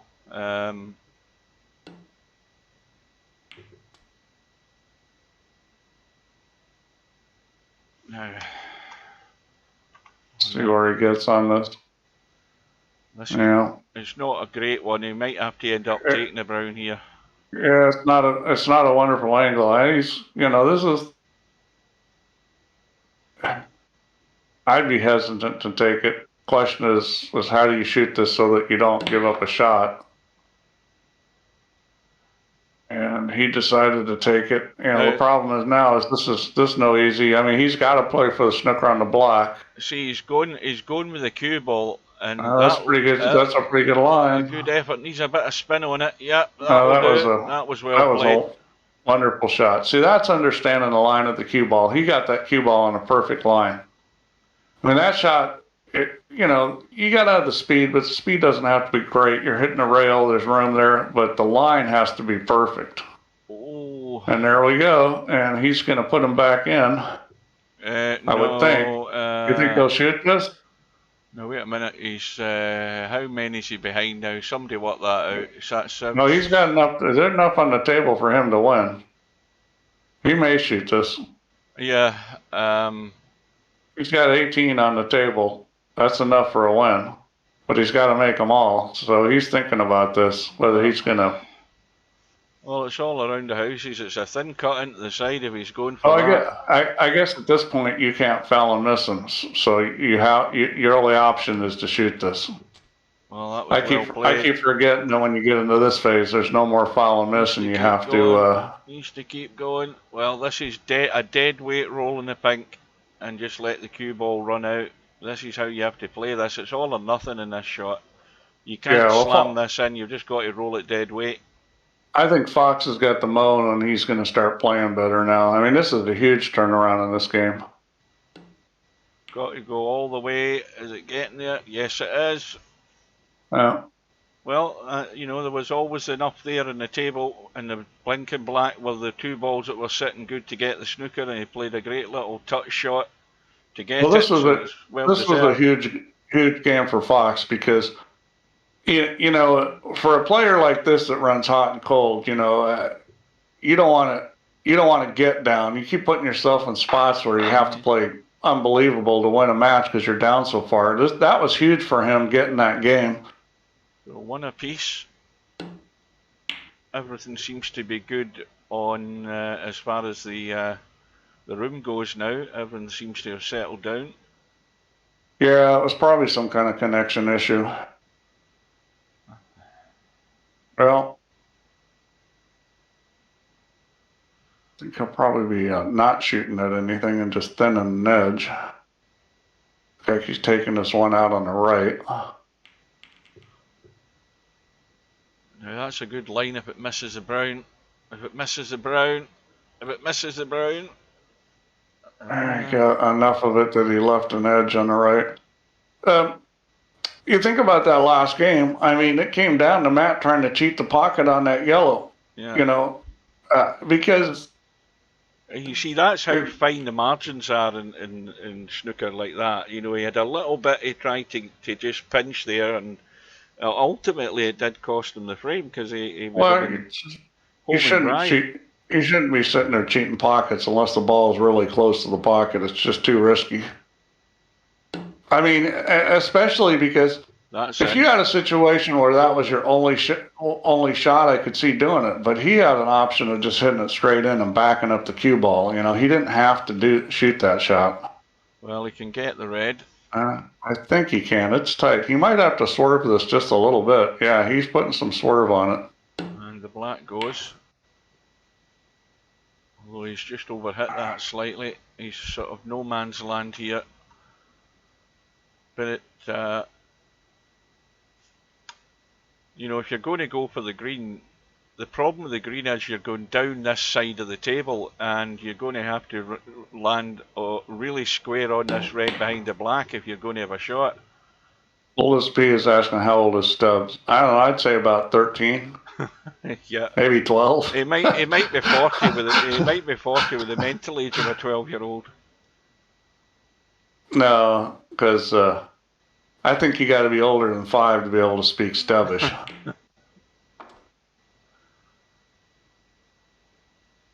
Oh, Mr. Fox is in again, wrong side of the blue. So again, a lot of travelling to do here with the cue ball to have any sight of a red. And he's looking at the green to come back up left side. And oh boy, there we go, missing the ball. Well, the good thing about this time, this is that thing that Alvin and I were talking about earlier about. Look at if you miss a ball and the racks together, it's not so bad. Look at those 3 reds at the back of the pack. Yeah, that's heading into the pocket. It's risky. It has to throw in the pocket. I think it will throw into the pocket, to be honest with you, but it's a little risky. If you hit it easy, I think it'll go in. Matt's on it. He's on it. Believe me, that's what he's. Oh no, he's checking it out. I thought he'd have been all for it. Well, I would shoot it, but I think it'll throw in. I thought he'd have been all for that. But now the thing is, if he leaves this on, and he leaves Fox a shot, Fox is not going to turn his nose up at this. I don't think. I mean that there. I think that's got a good chance of going in. I think it will, as long as you don't hit it too hard. Now, he's either seen it and decided he ain't interested in it, exactly. Well, he did. Did he get it? Yeah, he got it enough. He did the smart thing. If you don't like it, you don't want to shoot at it, the smart thing is to move it so your opponent can't shoot at it. Yeah, it's dead now. Dead and gone.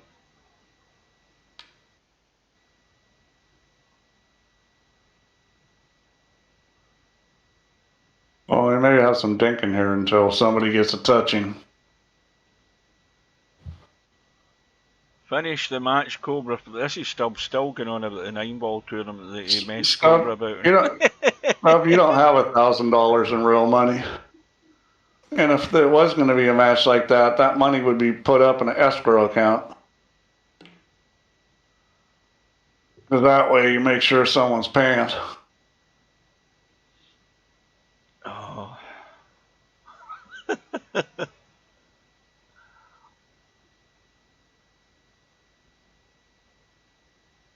Stop. Get yourself Discord and come into Teams. Come into Discord. Get yourself Discord. Come into Teams. Oh God. I'd love to get him in Discord. You're asking for like the wrong thing. I mean, if it means just throwing Steve out of the commentary booth, I'll do it. If that's what you want. For the hell's more like it. Huh. Oh.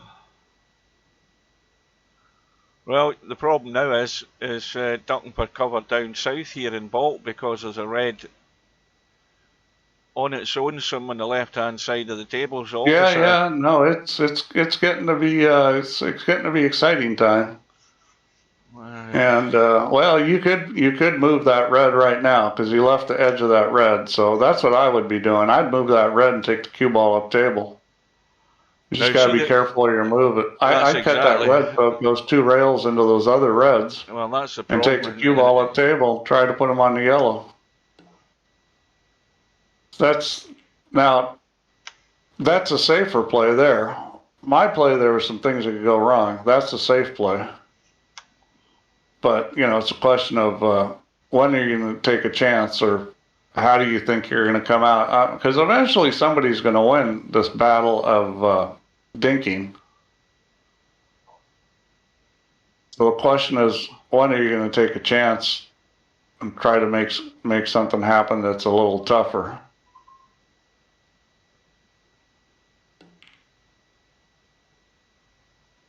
Man, Matt hit him a little harder there, trying to separate the balls. Well, if somebody ends up getting a touching ball, then they're going to be he's got a touching ball. Duck. He has got a touching ball. Yeah, so he can try to put him on the yellow, and that's what he's doing. That's well done. That's well done. Now so that now puts the pressure back on Fox here to come up with something good. And this is tricky as well, because he would obviously want to play the red. That's because it was a foul. Oh no, touching wait a minute. Ball hit first. Yeah, I wonder if they do a replay. Did he skim that ball instead of shooting away from it? Let's have a look. See if he does a replay. We'll be able to have a look at it. Let's do it line. Oh yeah, he's not really shooting away. He must have hit the ball. He didn't shoot away from that. He kind of was skimming it. Yeah, you know what the problem was, Steve? He was so busy focused on the line to get the cue ball to the yellow that he didn't realise it. It moved. Yeah, he didn't realise it, and none of us spotted it. You know, you're too busy looking at that line, and he hadn't quite picked a line where the cue ball was going. It was very slight. I'll tell you what. I was at a tournament and.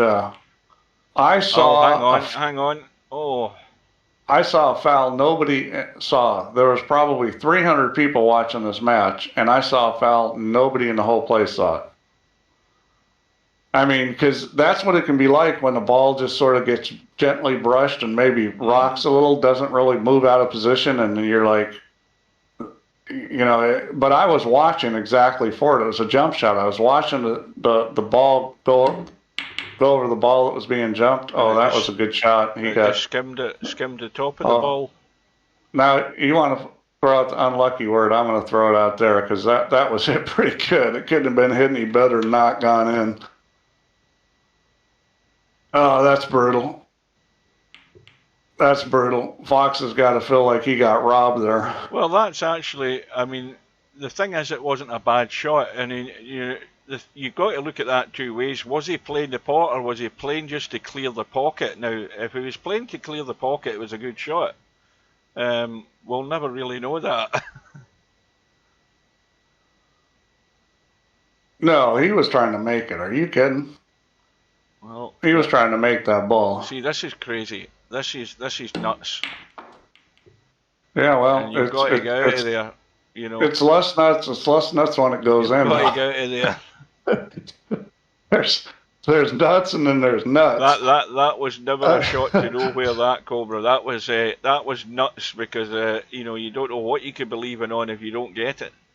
But yeah, that was the Hazaric standard playbook there. Remember Hazaric? Every time he got that, he'd blast away at it. Yeah. And he's no longer in the tournament. Well, I rest my case. But, you know, I mean, sometimes sometimes you just got that itch and you gotta scratch it. No, he's sitting good here. Now let's see if you can take advantage of this. Yeah, the black goes. I mean, this is sitting. He's overcut that. Oh, goodness me. I thought he'd sent that to the rail way too soon. Okay. Well, the last time, Steve, he only got 20 points. He only got 20 points the last time he had a visit like this. You want to roll this black hard enough to bump that red in front of it. Yeah. Just like that. Yep, that's perfect. Because that now opens up those two reds now. They're now on along the rail. So. I would think he'd want to shoot the one that's above, not the one that's below. Yeah, he just needs to roll this dead weight. Yeah, A nice there he goes. Black. Yeah, he's looking at the right one now. Yeah. That's the one you got to, because otherwise position stuff. Now it needs to come off that cushion. Yeah, he hit that a little gentle, but he's okay. So now you just sort of got to decide how you're going to roll this. Now this could go wrong. It could go wrong if he gets in the gap here and he ends up too close to one of them. It can go wrong if he hits it easy too. Well, that's fine. Yeah, that was well done. Yeah, he hit it at the right speed. It was all speed on that. And he's got to shoot the one in front of the pocket. What's he doing? What's he doing? He's got to shoot the one that's right in front of the pocket, doesn't he? No. I think. I guess he's going to play the pink here. Yeah. Yeah, that's probably better because the other one is going to be a little tricky to get position. No. This is just a dead weight roll. He's going to leave the cut in the red into the corner. He didn't bump that as hard as I would have, but yeah. I think he got there. Yeah. Now, that's well done. This is playing for the pink here, I think. I don't know that he's going to hold for the black. He should be playing for the pink or the blue. Yeah, well, that's a smart shot because you could screw up playing for the black. Now, that's good if he just goes forward. I'd be tending just to... I don't know whether he needs to tweak this a little because I don't like the line at the cue balls. I think he should be fine. No, he's fine. He's fine. Yeah, so he's just going a bit square. I would have been trying to hold for that black. The thing about Fox is he knows how to play this game. His only issue is that, he just starts missing balls sometimes. And when he's not doing that, he's very difficult to beat. Uh-oh. Watch out. I think he's fine. He's okay. Now, he must have been playing up here the way he hit that. Now, now it's decision time. Well, it's browning down this side here for the red above the black. That's the open one. Or you can try to move balls. No, he doesn't need to. He needs to get rid of the two reds that are there. So you've got to take what you've got rather than try to move balls at this kind. He's got a chance on the black here to move balls. So that's the red he should be playing for that one. That's kind of the old-time straight pool player philosophy. A straight pool player would, the old-timers, I'm talking like 60 years ago, they would always try to pick off the balls that were available before they moved the rack. And he's perfect on this. This is... well, this isn't the one I would have played for. Well... It was an easy one to play for. Getting on this other red could be tough. Or he may just move him here. I think he's going to go into him here. Because he doesn't, have a good shot to get on a red. Got to move something. Yeah. And that was pretty well done. And he came up with a shot and he's all good. Everything's wonderful. Well, he's dead straight on this red into the side. So... problem with that is he can only go forward.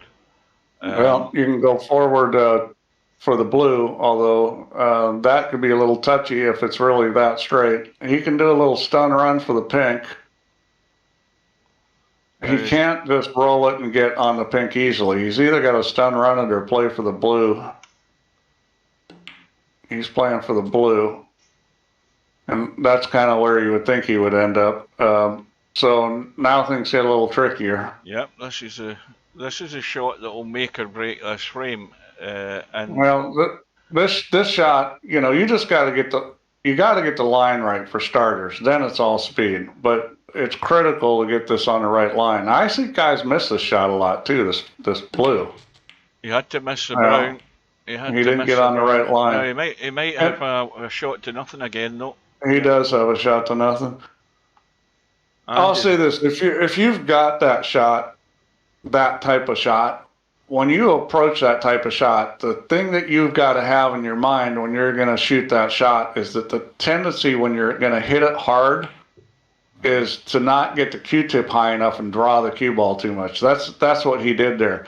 And if you know that's a tendency, then you just move that Q-tip up a little bit, not excessive, but just a little bit, and try to give yourself a little better chance of getting the line right.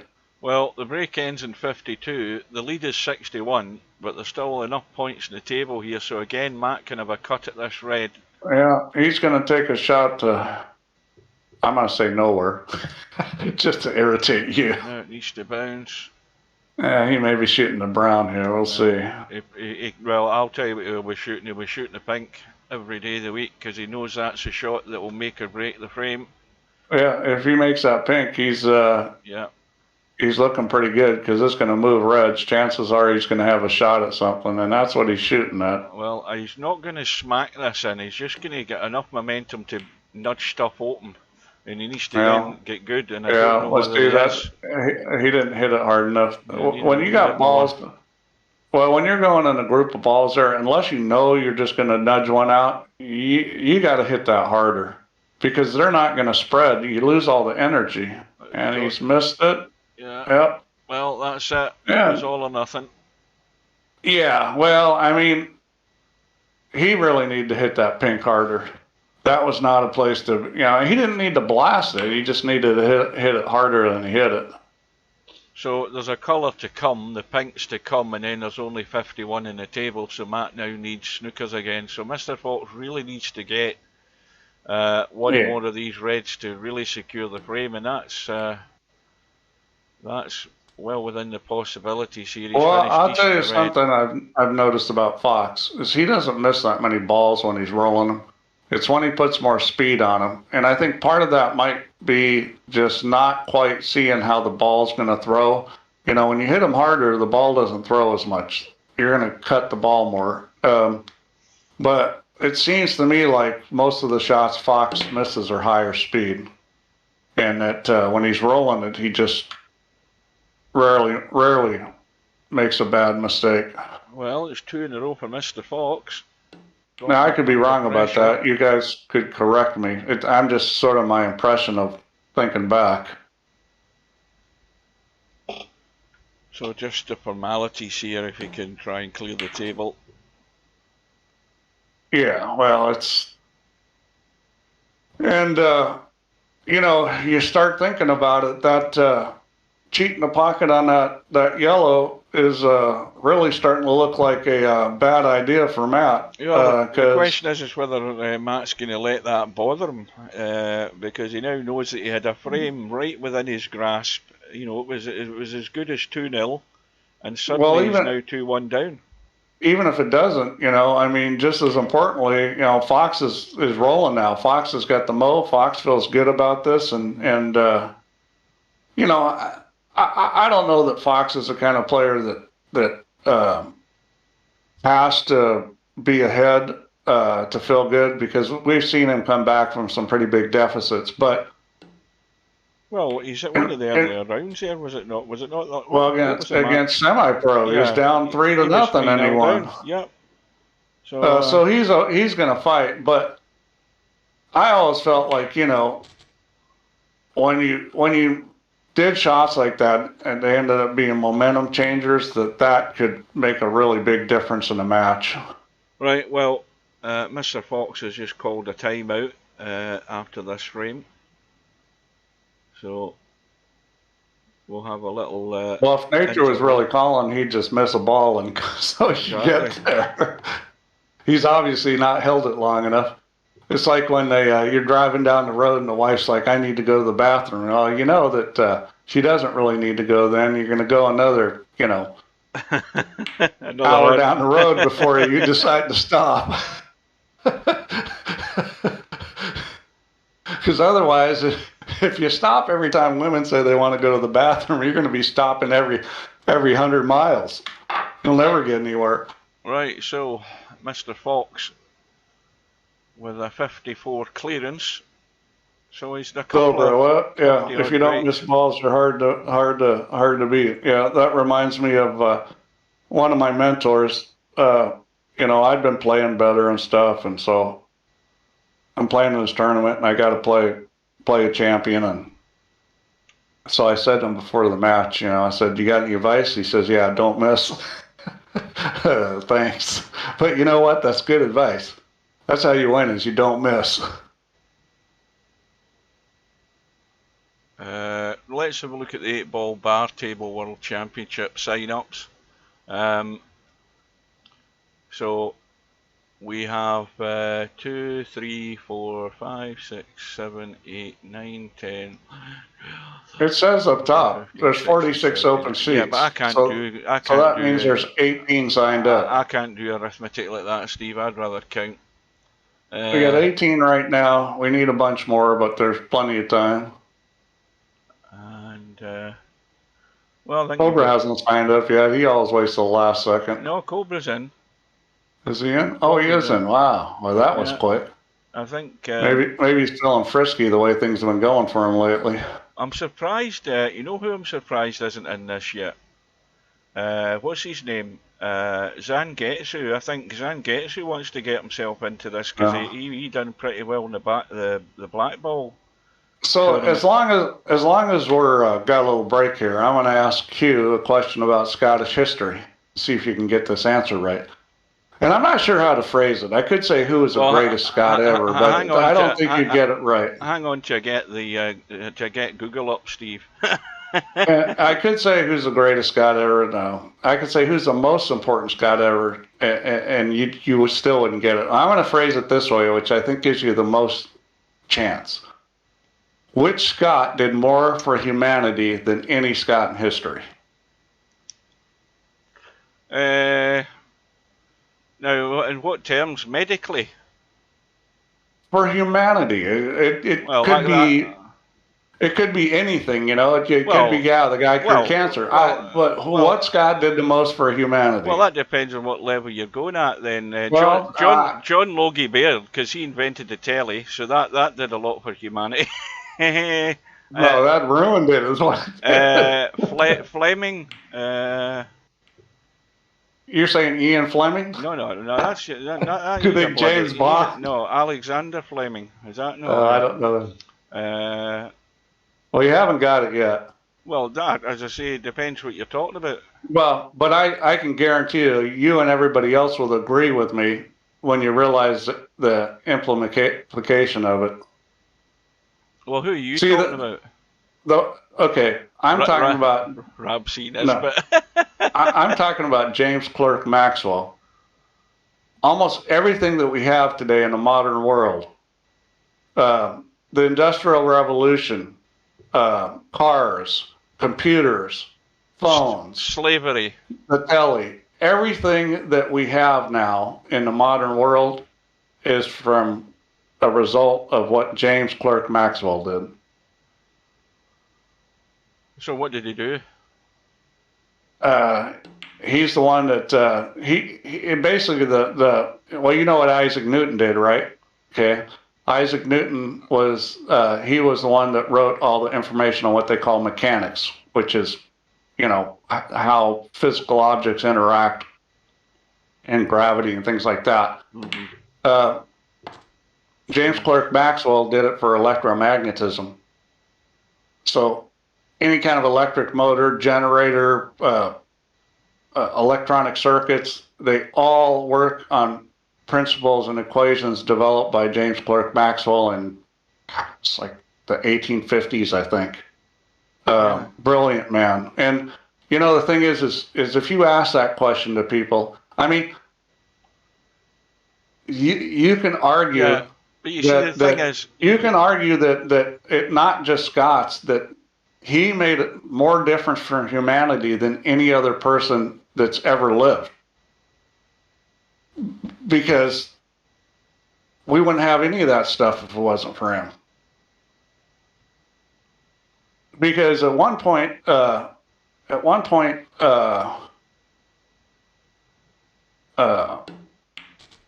somebody said something about the physicist now standing on the shoulders of giants.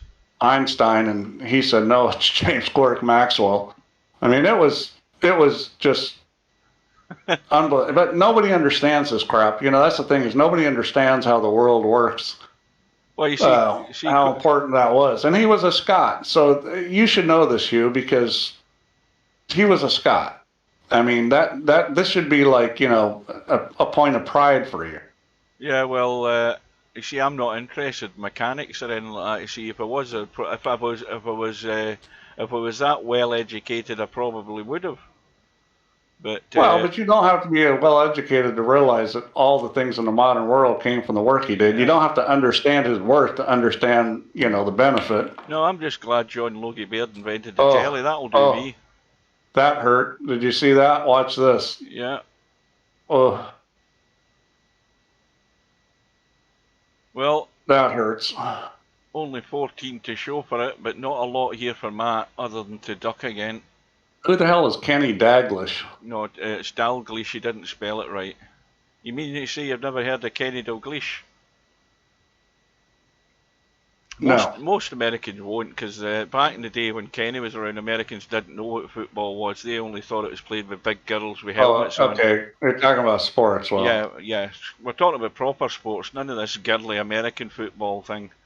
We're talking about. I would hardly call American football girly. Yeah, a bunch of big pansies getting paid far too much money and looking like something out of RoboCop. I got another trivia question for you. What is the most strenuous sport in the world? And I'll give you a clue. Soccer is number 2. So it's not golf then? No. Thank God for that. Soccer is number 2, the most strenuous sport. The most strenuous weightlifting? No. Sumo wrestling? No. Darts? No. You're just guessing. You'll never get it. I'll have to tell you. You'll never get it. Soccer is second. The most strenuous physical sport in the world is motocross. What? On bikes? Yeah. It takes just unbelievable... you gotta be unbelievable shape. That's the one where you're twisting the bike in midair so it lands right, isn't it?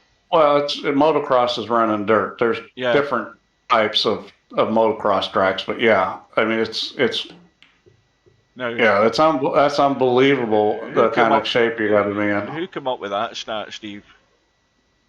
Who decided that was the most strenuous? I don't know. No, Over said tennis. Yeah, tennis is pretty strenuous, except for the fact that you in tennis you get a lot of breaks. Like in motocross and in soccer, it's like almost nonstop. Actually, soccer there's some very short breaks, but motocross is just nonstop for whatever length of the race is. I think the most strenuous, physically, is one of them is F1 driving.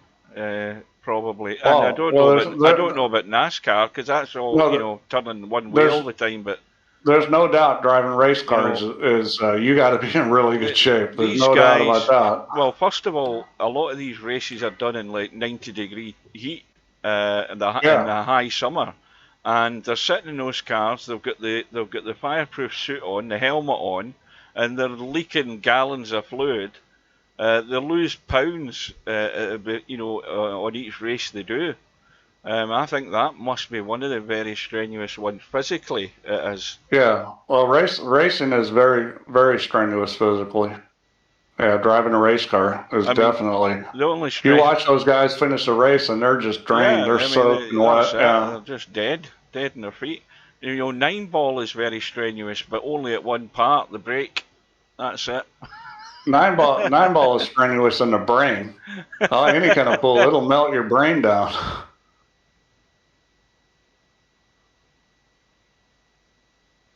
I tell you, I used to play a baseball game years ago. I think when one of the first baseball games came out in the console. I can't remember what the hell it was called. I played that for hours and hours. I loved it.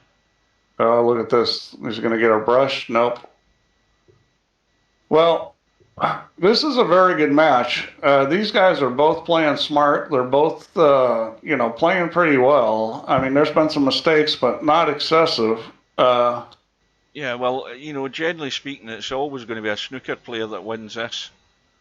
Well, I'm gonna call this match right now and say Fox is going to win it, and it's not based on who's better as much as, from what I've seen of Fox. Once he gets kind of in the groove, he's playing well. He's very difficult to beat. I mean, when he's going like crap, then you know a lot of players could beat him. When he gets in this groove where he plays good, I mean, you guys know what I'm talking about. Fox, when he gets rolling, he can be really tough. Well, there's barely an edge of that red showing, but he's got it. Now, where's the red going, though? That's the question. And he's going to give up a shot on it, and that's a freebie. Well, I wouldn't be taking the shot. I'd be edging it the other way and coming back down behind the yellow and brown. I'd be shooting it and making sure if I miss it on the thin side. Because you can't get hurt if you hit this on the thin side. If you hit it thick, you could get hurt. He's not going to take the bait. The only thing is he got it a wee bit thicker than he would have liked. But still not bad. He's given Matt a good chance here. Matt should have boxing trouble here. He should be down behind this yellow. There's a good line to get to this yellow. He's gone all out for the pot. I don't know that was the right choice of shot. And he might get away with it. He didn't play the shot to nowhere. He went for it. I mean, with the speed he had that. Oh, and this will do damage because he's going to come right out the back of this red here. He should be playing for the blue here. Make sure he draws this nice and hard. Now, the angle he's at, he can't scratch in the side pocket. I'll say that right now. He's going to hit the other red, so he's going to open something up. He can't. And you got to look at this stuff. I mean, he already scratched once, and he probably didn't look at where the ball was hitting in the rack. I mean, it's not 100% predictable, but, you know, like that shot, you knew you couldn't scratch. I would have hit that with more draw because, you know, you want to get the thing up higher. That's what I'm saying. When you know you can't scratch, that's when you can really get into it and try to move the ball harder. Now, if he can get good on one of those two reds at the back of the bunch there, he can stun it in and hold for the black. Let's have a look and see whether he's got there. Yeah. He's got the third one up. He can shoot the third one. He can stun that firm and go on the black. And I think that's what he should do.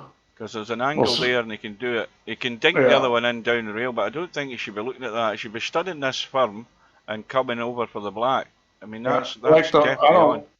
I don't like the one in the middle just because he doesn't have the best angle. He's going to shoot the right shot. I mean, Fox usually makes pretty good decisions. He's putting... No, he's stunning. Yeah, he's got it.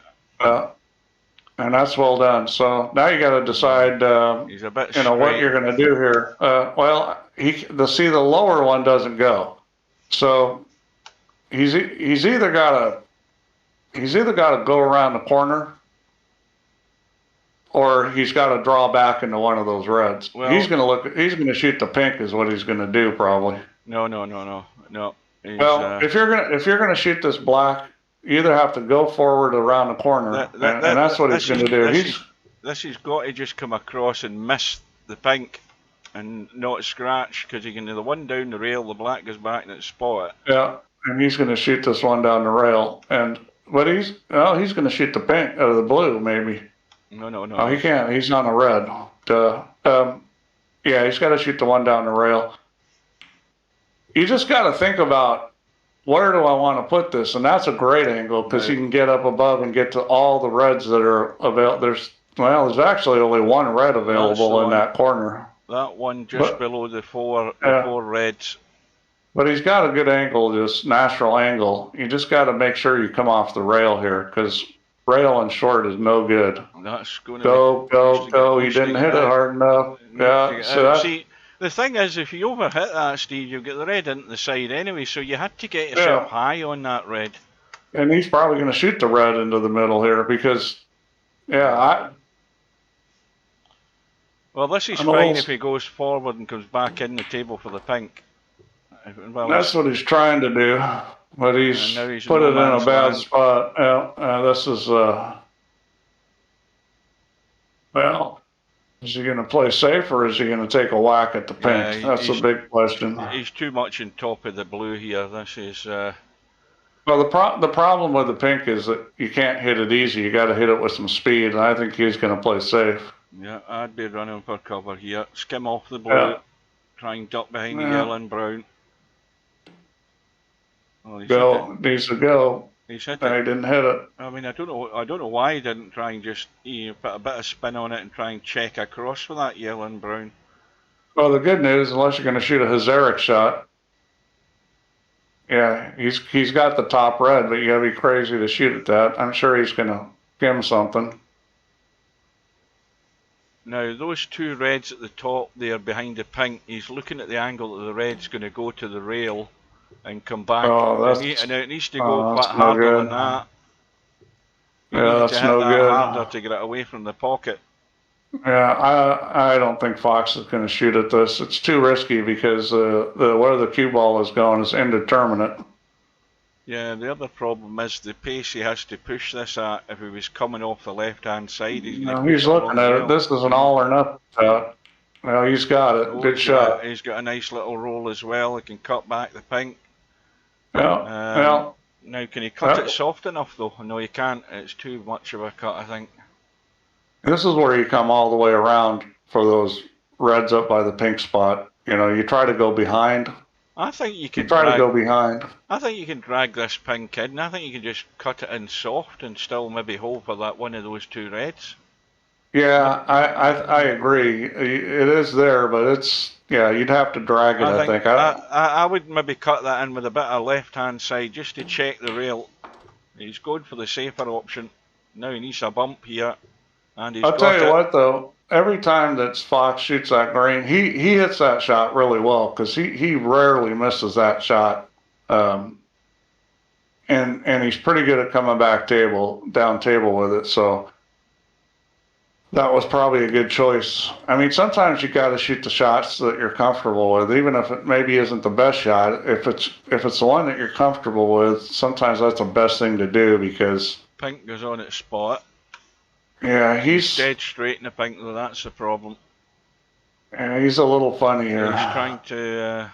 He can draw this back. I mean, he's going to draw this back. I can't imagine he wouldn't. Now, if he rolled to there and rolled the pink in, he would still have the cut on the red. It wouldn't be. Yeah, I don't like that. Yeah, I don't like that. I think he should draw this back. I mean, this is an easy shot. He's not going to miss the shot. It's just a matter of getting the speed on the draw. As it's touchy with the screw back, and he's played that reasonably well. Although in fact, he's gone too far for the one to the left of the black.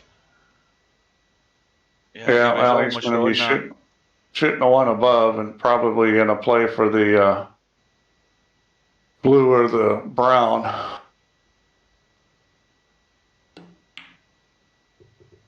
Well, there's the miss. Well, Matt has got to make something of this. What is he? He's 42 behind, and he's easy on the red to get on the black, and then he's got a couple more reds above the black. He's got the one down the rail. So I didn't think Fox was going to miss that ball. Well, there's points here for Matt. The thing is now the pressure's on to produce it, and he's left himself. Is he okay? Let's have a look. Yeah, he is. The only problem is it's a little tricky getting a shot from here on the red. Yeah, I mean, he would have been better up coming up higher so he could move those two reds that are just sitting there gumming everything up. Now he might. I'm looking at the pink into the middle and rolling through, but the cue ball's heading dangerously close to that red on the side cushion. That could be the one he would have been trying to play for if he played the pink. He can play for the upper red by the cushion. He's going to stun into these. Well, I don't know what he was doing there. That was a terrible shot. Well, I think he could have played for the one red there, you know, where the black was. I think he could have rolled it and got on that one red. Well, he left it 2 foot short from where he wanted to be because he wanted to cut that red down the cushion there. Yeah. Well, the thing about this game and a lot of pool games is that, you know, if you don't give up control of the table, you don't miss a ball. You can always play safe like that, and that's the thing. Alvin said this early about missing balls. I mean, missing balls is just a killer. Well, let's give Hairpig 10 out of 10 for spotting the most obvious thing tonight. He spotted that this isn't bank pool. But He's had he got here in time, he would have seen Bankpool because we had two matches at the same time. We had the match between Bankster and Larry at 7 p.m. Where Bankster beat Larry 4-0 in the one loss side. You're observant. That would have been a very wise statement if your name was Stubb.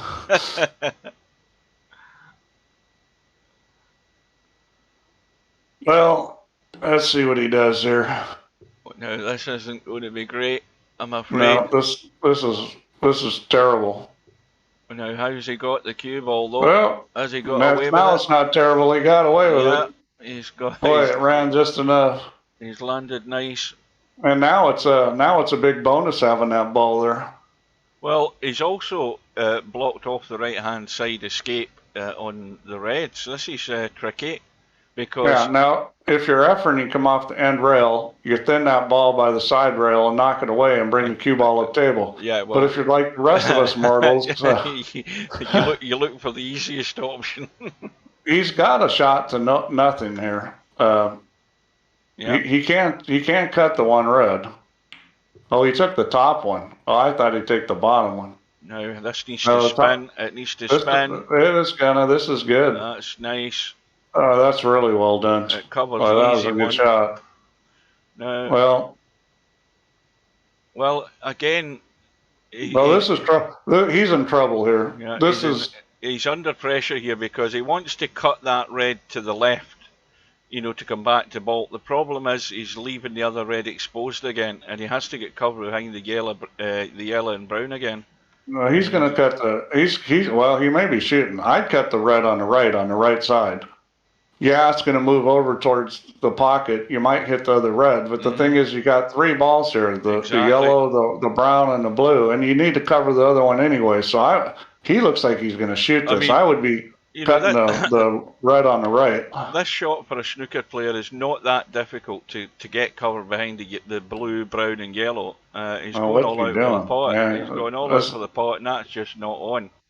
This is craziness. I think Matt's not playing the percentages there. He should have thinned the ball on the right and come up table. He got three balls for cover.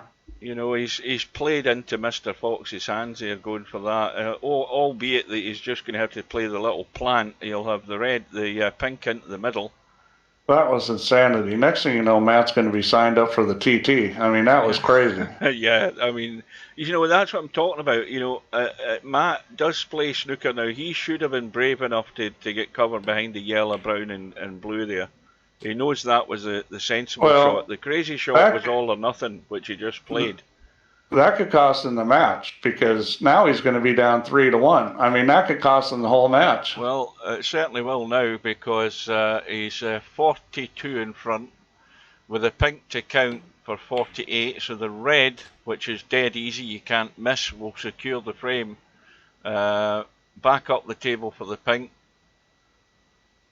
And Matt, again, that's painful when he had a fairly straightforward safety. And he didn't think he could get there, which I don't think was that was really a poor choice. I mean, he had a safety that was probably at least 70%. He wasn't going to sell anything out. It goes back to my argument about trying to be a hero at the wrong time. If he gets it and he clears the table, he's a hero. But if he plays a percentage shot, he gives himself another chance later on. That shot, you would never see a pro snooker player shoot at that shot. That shot is probably for a pro. That shot's probably a 30-35% shot. That shot was hard. In the context of the frame, Steve, you'd never see a pro play that shot. I can guarantee you that. Never. He would have done what I said. He would have come in, and a pro would have got cover behind the yellow and brown. No problem. In the context of most frames, you wouldn't shoot that. I mean, you would have had to be in an impossible situation where you had nothing other than a sellout to shoot that. And that's the annoying thing. The annoying thing is he had an obvious safety, which he just didn't seem interested in. And he now pays the price because he was well behind at that time anyway. But that wasn't the time to play the crazy shot and sell out. Yeah, I think Fox is a contender to win this thing if he can continue to play at this level, because he played very good in the last match against Semi-Pro, and he's playing very good in this one. And it was overdue. As I've always said, he's never been that great in these tournaments. And again, if you come good at the right time, that's all that matters. And his big fault was he didn't know the rules, and we've kind of straightened him up on that. Sorry, Fox. I just couldn't help it. Now, I don't know what the hell is going on with YouTube. I've just had a message on YouTube chat again. It says, chat disconnected. Please wait until... What the hell does it say? It's written in sort of grey text on my black background. I can hardly read it. Please wait while we try to reconnect you. And then it says successfully reconnected. I don't know. I mean, that's the first time I've ever seen it disconnected. Yeah, it must have lost the connection and then came back. I don't know, you know. So... well, Fox is up 3-1 now, and Matt's got his hands full because Fox is playing good. He's the good part. It's at least another. That's at least another probably third, if not his fourth half-century break for Mr. Fox, and that's a good standard. That's where you want to be at. He's playing good. This is like the last match against Semi-Pro. You got to give him credit. Fox is playing well. The question is when he gets further into this tournament, he's playing Alvin or somebody like that, or Barker's, is he going to be able to play at this level? Yeah, and now I'm asking the question, has Matt got it out of his system that he's played the nutcase shot, and he won't play any more like that? Matt's not playing his best match, but you got to give Fox credit. He's not giving Matt a lot of chances. He's missed a couple balls, but in general, the safety game's been real strong. So that's nice if it runs. I don't think it might. Is it going to spin? I don't think it's going to get there. Just short. Yeah, almost. So, well, if you are going to survive in this tournament, Matt, you're going to have to do it the old. You're going to have to do it the Larry way, get yourself in deep trouble and then try and dig yourself out. Well, you can try the stub way, try to talk admin into DQing your opponent.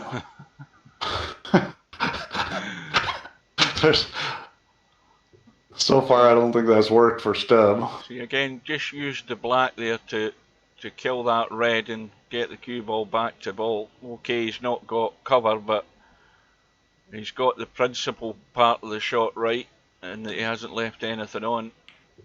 We've had a lot more Vietnamese in here lately. Have you noticed that? Nope. I don't know if you noticed, but there's a few Vietnamese pro pool players now. This pool must have taken off in Vietnam because we're seeing some of the pros from Vietnam now, and there's one of them that's pretty darn good. Well, Dung something or other. Dung. Uh-oh. I can never remember these names. That's always the danger of taking on that cut shot. Yeah, that was. Well, that was maybe not so wise. Looks like he's going to be kicking at a ball. Well, he'll be calling the yellow, I think. And Matt could get a few points here if he doesn't get that. He should get this within 3 attempts, I would expect. Yeah, and I don't think he's gonna. He's not gonna give a great shot up here. I mean, he's gonna give up something, but he's not gonna give up any kind of duck. No, he's unlikely to because. What is he going there? He must be playing for the green. Oh, he's called the green. I missed it. A good effort. Now, the only thing he didn't want to do is get in the hole because Matt's not going to give him this back. He's going to have a go at the long red to the right of the blue. You would think that he's. You would think that he's shooting. Then again, he might. Well, it's tight. He might have to go next to the green with the cue ball to try and take that red further, the one that's further up the table, because the one that's near the blue is a bit tight past the other red. I'm a little surprised Fox did not shoot at the yellow, because if you shoot at the green and you bump it, there's a good chance you're giving up a pretty straight shot. If you shoot at the yellow and bump it, you're giving up a cutback shot. I'll tell you something straight away. That tells. He hit it almost the same. Is he going to get it the second time around? Yeah. That is unlucky. Now I'm surprised that Matt didn't take the ball in hand in the D there and pot that red up the top there, because the black was there waiting and he refused it, and he's waiting. He's hoping to get something better, and he might never get it. That is the problem. You know, Fox may have not shot it to yellow because maybe he didn't have the angle of the cushion. I thought he did, but I'm looking at it. I don't think he did have the angle to get to the yellow. That's why he's shooting at the green. No, he doesn't. That red's in the way. Third time's a charm. Yep. You see now, Matt's got nothing, and you know. Well, that was a good shot. I mean, he has the outside red, but he ain't shooting it. Yeah. I'm really surprised he didn't take on that red the first time around. Yeah. And he did take on the outside one, and he digs out a cracker. Yeah, he took the outside red on, and you know that's the good thing about that is you make it, and the black's sitting right in front of the hole. Now he needs to just stay behind the black here for that red that's just below the black spot. That's the one he wants to play for now. If he can drop it in sort of dead weight and just bump the rail and come out, he's fine. Yeah. This is where a kill shot's nice. I don't think he's shooting a kill shot. That could be a little firm. That's fine, I think. Could be a little firm. Oh, he's okay. I can get my buttons to work. He's a bit straight. I think he'll draw this back. It's no problem. Well, he had to miss the black there. Did he just brush that black? I don't know whether he did or he didn't. But I think he's... See, now he's fine to come around and out and play the red to the left of the pink spot. That's the one that I think the angle's good for. Or maybe it isn't. Maybe he's playing for the one at the back of the pack. Yeah. Yeah, I didn't know that was on. When you're up this end, you don't notice these things. He's really only got... after this red, he's really only got one red to shoot it. There's another one that's out, but, you know, trying to get on that red where you can get on a color is not going to be easy. So I think... Well, he can play a two-way shot here, Steve. He can draw off the black and come into the table, and he's either on the red here or he's on the red at, nearest to pink. Yeah, well, he's it was hard. It was hard to go into the. He didn't have much angle there. That was going to be difficult. But I think what he's done here is no good. He's left himself really ugly here, right over the top of the black. You're going to play for the blue. I mean, that's well played. Well played. And he's got above it. Now he can, now you gotta take a whack at this. That one red that's available is no good because you'll never get on a color unless you're really straight on. He's got to take a whack at this. Play the hit. Yeah. And he hit it really well. That's where I would have tried to hit it, is dead into the pink. That red just bumped off the top rail. Thanks for watching, Cobra. Good night. Yep, Cobra. Good night. Unfortunately, I don't need to go to work tomorrow, so I don't care when I get to bed. It's only 4:20 p.m. here, so... Although I'm tired. I didn't sleep good last night. 20 past 9. Well, we are still... we've still got no sign of rain at the moment. It was actually cooler today. It was a bit cloudy most of the day, but again, we're dry, pleasant temperatures. Well, we haven't had rain in a while either, and we're getting into the rainy season. The rainiest month here is July, and there's not much rain in the forecast coming up. This has been very dry here.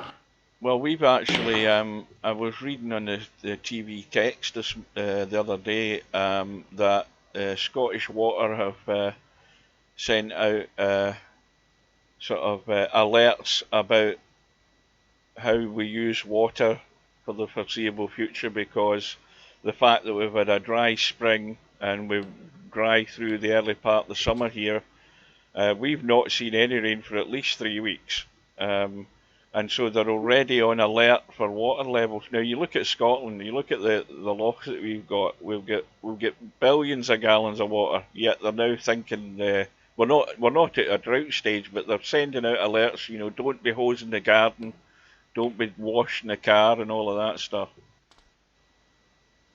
Well, I thought maybe there he'd try to move some reds. He decided not to. He's probably going to be playing up table to the blue. No, he was able to just hold it there. Well, you see, I think But he Matt's... doesn't have the angle now. That's the problem. I mean, this runs over here. I don't know where he's gonna. I guess he can get on these into the middle pocket. Yeah, that top one goes. Well, he might be So taking that long up table, but no, he's gonna shoot the black and come back and shoot this red in the middle. well, this is tricky. He's played that Yeah, really well. he's hit it good. I mean, he's Played it really well, and he's got a nice little angle to dink back. Yeah, he's just gonna stun this back or a little soft draw. I mean. Well, I'd soft draw this just because I don't want to slow it down on that other red. And that's what he did. Good shot. No, he's a bit... So now he can draw back and shoot the red that he just opened up. Well, he could do that, or he could overhit it and get out into the table and try and get it. He's trying to get into the same... Yeah. Yeah, he just left it a bit short, but he can draw off it. Yeah, he can draw off this and shoot the block. Can he stun through the gap? Yeah, a little soft draw through it. Let's have a look. A little soft draw and he'll get through the gap and shoot the block. Well, he tried to move him. That's actually, but that'll work. That's actually worked very nice. He's now got a good chance here. The break goes to 62. Sorry, 63. Now, did he play a little stun again, or is he trying just to come back? I think he's coming back for the one that's in the open. And now he can get a little nudge off the back red and on the black. Little nudge. Yeah. Well That'll done. do. That's perfect. Now he's sitting in... Well, I'm saying nothing. I'm saying nothing. I'm keeping my mouth shut. We don't want to jinx him. But there is still 59 points in the table, plus this black.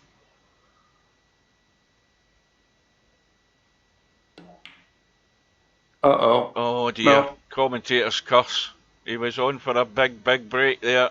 As soon as you said I'm saying nothing, it was all over. Well, it is pretty much all over, but the problem is all these reds are open, the black's over the hole. Oh dear goodness me, Mr. Fox has missed a dead-in red where he had nothing to do with the cue ball, and I don't know what the hell went through his head there. Well, that's you know. Well, that's what Fox has to get rid of to win one of these championships, because those mistakes just kill you. That had to be put away, you know. And the problem for Matt is he didn't leave anything on for Matt, so Fox is going to get a second bite at this.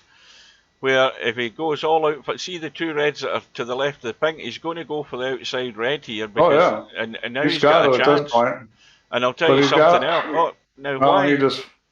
I guess he figured he needed too many snookers. Well, I think that's a mistake straight away. There's no way I would have been conceding that frame, especially there was a little early. There was a red getting close to the pink there. That was the one to leave on the table to get the snooker from, and I would never have done that. Yeah, I wouldn't either. Well, the frame's not over when there's still four reds on the table, and you can pick off those reds with blacks and then use that last red to put them in trouble. I just don't think that was on. You know, you've got to live in hope that you can get there. You've got to have faith in your game that you can clear those reds with blacks and then use that last red, and that last red was near the pink. Well, if he shoots at this, I don't get it, because I'm not sure where he's going with this cue ball. I mean, I wouldn't be shooting at this. You're stuck to the rail, first of all. You know, you're going to end up in no man's land here. This makes no sense to shoot at this. I don't get it. Why shoot at that? The only benefit of shooting at is you take a red that was potentially going to be out and open and got rid of it, but he ended up knocking another red out and open anyways. Now he's got to get. Well, see, that shot there, he has to get covered behind the blue. But I would have played that with a bit of left-hand spin. And he sold out the red he knocked out. Yeah, I don't know why. He's been real smart about playing safe this whole match. And then he gets to that, which there was no profit in shooting that red. Where's the cue ball going? This is a disaster. Kerplunk, it's going kerplunk is where it's going. that hurt. So Fox gets a break, see if he can take advantage of it. I mean, he doesn't have a lot here. He could shoot this red and bring the cue ball up table and then play safe. I mean, that would be worth doing. Where do you get the? He needed 5 snookers. Was what, 59 still on the table? He was 71 behind. If he gets those 3 reds and blacks, or 4 reds and blacks in the last, or whatever it was, you know, yeah, 4 reds and blacks. That's 28 or 32. Yeah, to me, he still had a good chance of hanging in there if he'd worked at it. But anyway, it's all over. Well, if you got a chance to get the guy really pinned where, you know, you could get a few foul misses in a row. And I would expect that he's going to play a safe here. Well, maybe not if he gets good on this blue. That's a pretty steep angle. You got to be pretty bold to shoot the blue. He wouldn't have had foul and misses though, Steve, because he was needing snookers. He wouldn't have been put back in. Yeah. 3 and 4 times. Well, then it gets tough if you need a bunch of snookers and you can't get put back in. Yeah, I forget the rules. I wrote them, but I forget them. It's not going to bother me, though, because I'm not English. Well, you know the danger here. Check the pack before you make a move. Yeah, definitely. So I think he's okay. I think he's got enough gaps that unless he hits it real thick, he's okay. He needs to get the length in the cue ball. Or hit the yellow. Yeah, that's going to work. He's okay. Problem now here is, again, playing off. See, if he's going to play off this red, he's got to get this wafer thin. And that's well played. Now if he bumps the brown and goes in behind the yellow, that'd be handy. Well, it's not going to turn out that good, but it's pretty good. So now you got to decide which red you're going to thin. If it's me, I'm probably thinning this one that's up on top. I wouldn't go with the free one. I'd hit the one up on top. We'll see what he decides to do. Would you have given up that frame there, Albie, if you were? That's the one he hit. Was he 79? I thought he was 71. Oh, maybe. Yeah, I think that was a break here. Yeah, I think it was more than 71. I think you were looking at the break number. I still wouldn't have quit. I would have tried to get those. That's just me. I would have just tried to get those reds and blacks and keep that last red in the table. Well, if he needed 5 snookers, yeah. I mean, why in the past, I've won from bad positions like that. The long and distant past, I hasten to add. Now, see, to me, this kind of situation is interesting. This is a little chess match going on, you know. This is about as close to one pocket as you're ever going to get on a snooker table. It's like a little chess match of who's going to make the mistake, who's going to put balls in position where the other guy's in a trap. Well, you knock the ball out in the open table and you snooker your opponent, he could be in real trouble. There's a shot in behind the yellow and brown. You know that red's going to be in the open. Well, he's going loads of right, so he's coming tight around the angles here. And that was... yeah, I'm not sure. It's landed okay. I liked your shot better. Hit it thin and try to come between behind the... Because when you have 2 balls sitting there like the yellow and brown are, that's a big target. Yeah, exactly. Now that's a good line. This could be really good. This is a green and it bumps and it spins. And that will do that's again straight out of the Tactical Genius manual, that one. Excellent shot. But it's an easy escape though. You're just rolling into them. You're probably not going to leave a lot on. Well, you could. Left hand side of the green. Obviously, if it would have rolled a little further and rolled up on it, it would have been better. But he's going 2 rails. He's going 2 rails. Something bad could happen here, but chances are low. He hit it kind of firm, though. He's left a plant. He's left a plant. Yeah. Well, it's going to the jaw. Yeah, but you can cut this and spin it. He's left the red at the back of those 2 it cuts. And he's on the black. It's a dinky little shot, but it is on. And he left the one above it too, although that's not a very good shot. But I mean, he's got lots of choices there. That's the one. I think the more he looks at this, the more he'll take the one at the back of those two, because it's just a gentle cut in, and if he plays it right, he may well end up behind the black where he's covered the red if it hangs in the pocket. What's he doing? He's lining up the pot. Yeah, I'd probably play the plant myself. A lot of left English and cut that ball and it'll go. He keeps looking around. I don't know what he's looking around at, but he's back. The plant will go. The plant. And you can control the speed. You're going to bump that other red, kind of bump it down towards the rail. Just control the speed of it. This shot's a little funny. He should make it though. It looks as if he's coming up the table though, the way he's queuing at it. Yeah, he's bailing out. Yeah, he just didn't trust. Well, didn't trust that he was gonna make it. Well, now he's got to put Mr. Fox in trouble here. He's got to dink in behind the blue.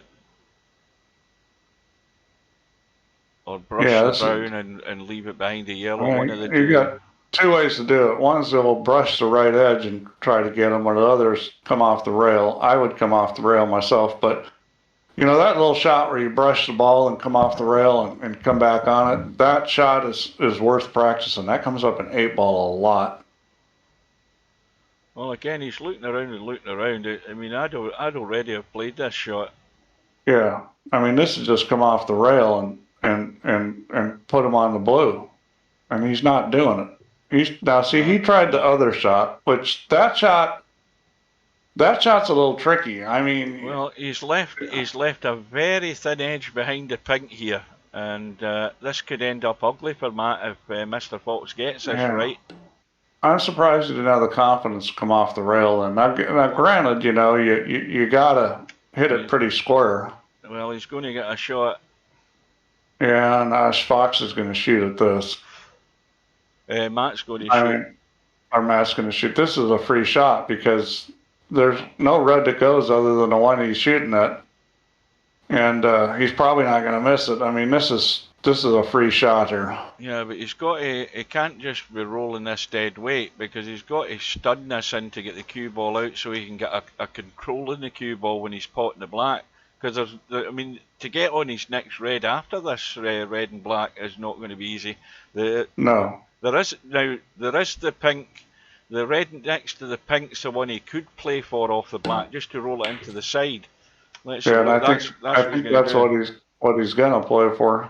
Yeah, let's have a look what that looks like now. If he gets this side of the red, he can open out that other red. He can give it a bump. He doesn't want to be dead straight in this red if he can help it. Now he's went all out to break them out, and he doesn't want to pot a red. He's potted two. Oh, unbelievable! God. He potted one in the unlucky. Side and one Does in the black corner. go past the other red? Well, at least the black goes past the other red, so he's got a shot. No, Matt's fouled. He was on the black. Oh, he was on the black. That's right. Again, he should have listened to the commentator. You take what's there. He went too aggressive, but you weren't expecting two reds to go in at that time, and this could be painful. And you know that. Yeah, it's a little unlucky, but again, you know, I mean, you've got to really study the rack and kind of get an idea which direction balls are going. I'm not sure how predictable that one was. Well, look at this. Look at this as well. Unbelievable. Well, Fox is back in the bad Fox mode because that's the second one he's missed. It was just a duck. Another fluke. Oh dear. Well, this is why you know okay, Matt's trying to be aggressive and trying to get the job done, but you know, he could have taken that red. He had that red there. He could have bumped another into play and been a wee bit conservative, but he went aggressive, and it all backfired. And to top that off, Mr. Fox misses a sitter and then flukes it up table. That's the way the game goes. It gets crazy. It's yeah, it's. Now, the angle on this red here, now I'm not up to look at the line, but it looks as if he's coming back off it. Yeah. Yeah, that's a good shot. Well, okay, maybe this will get Fox out of the bad Fox mode, you know. He got lucky, see if he can take advantage of it. I mean, he's already up in the frame. I mean, that could be the whole match, that shot. Well, he could give himself two positions here. He can try and play for the red at the back of the bunch, or if he goes too far, he's got the one into the side. And he's going to take the one into the side now because there's a bit too square in the other one. So. And it's sitting good to bump the pink and get a shot on the pink.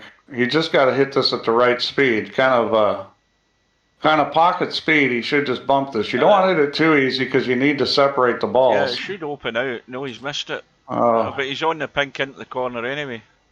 Oh, that's fine. I mean, as long as you get a shot on the pink.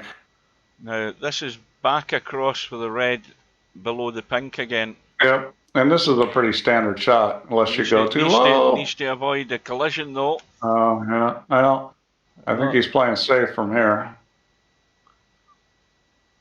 Well, it's only 31 points, which Matt will be relieved about. Yeah. But he's going to be in trouble in a second here because you play the yellow every day of the week. But he's down by 44, and this is yeah. Got to play the yellow. All right, I'm going to the bathroom. No, what am I talking about? He's on a red. My bad.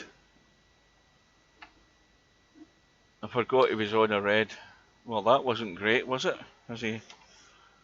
Oh, I thought he'd left. No, he's fine. I thought he'd left that red on there, but the other one's blocking it. Now Matt needs to get... And this isn't a great angle off this red either. Yeah, that's not great. So he's going to have to skim that way and come down. He can get a line that way where if he can come near this pocket... Oh, he's just ducking that way. Well, this is left a red on the side. I don't know that was a clever move by Matt. I would have been going for distance there. He's left a shot on. And this could be costly because he's running up table. He could get on something up in bulk. Oh, and if it misses the blue, which it has done, he's got a nice angle in the brown. And that could be fatal. That could be fatal. He's got to be in a red here. He's got loads of room to come off the cushion and out into the table onto that red to the right of the pink. I can't see him not getting on it. The only thing he needs to avoid is the middle pocket. Oh!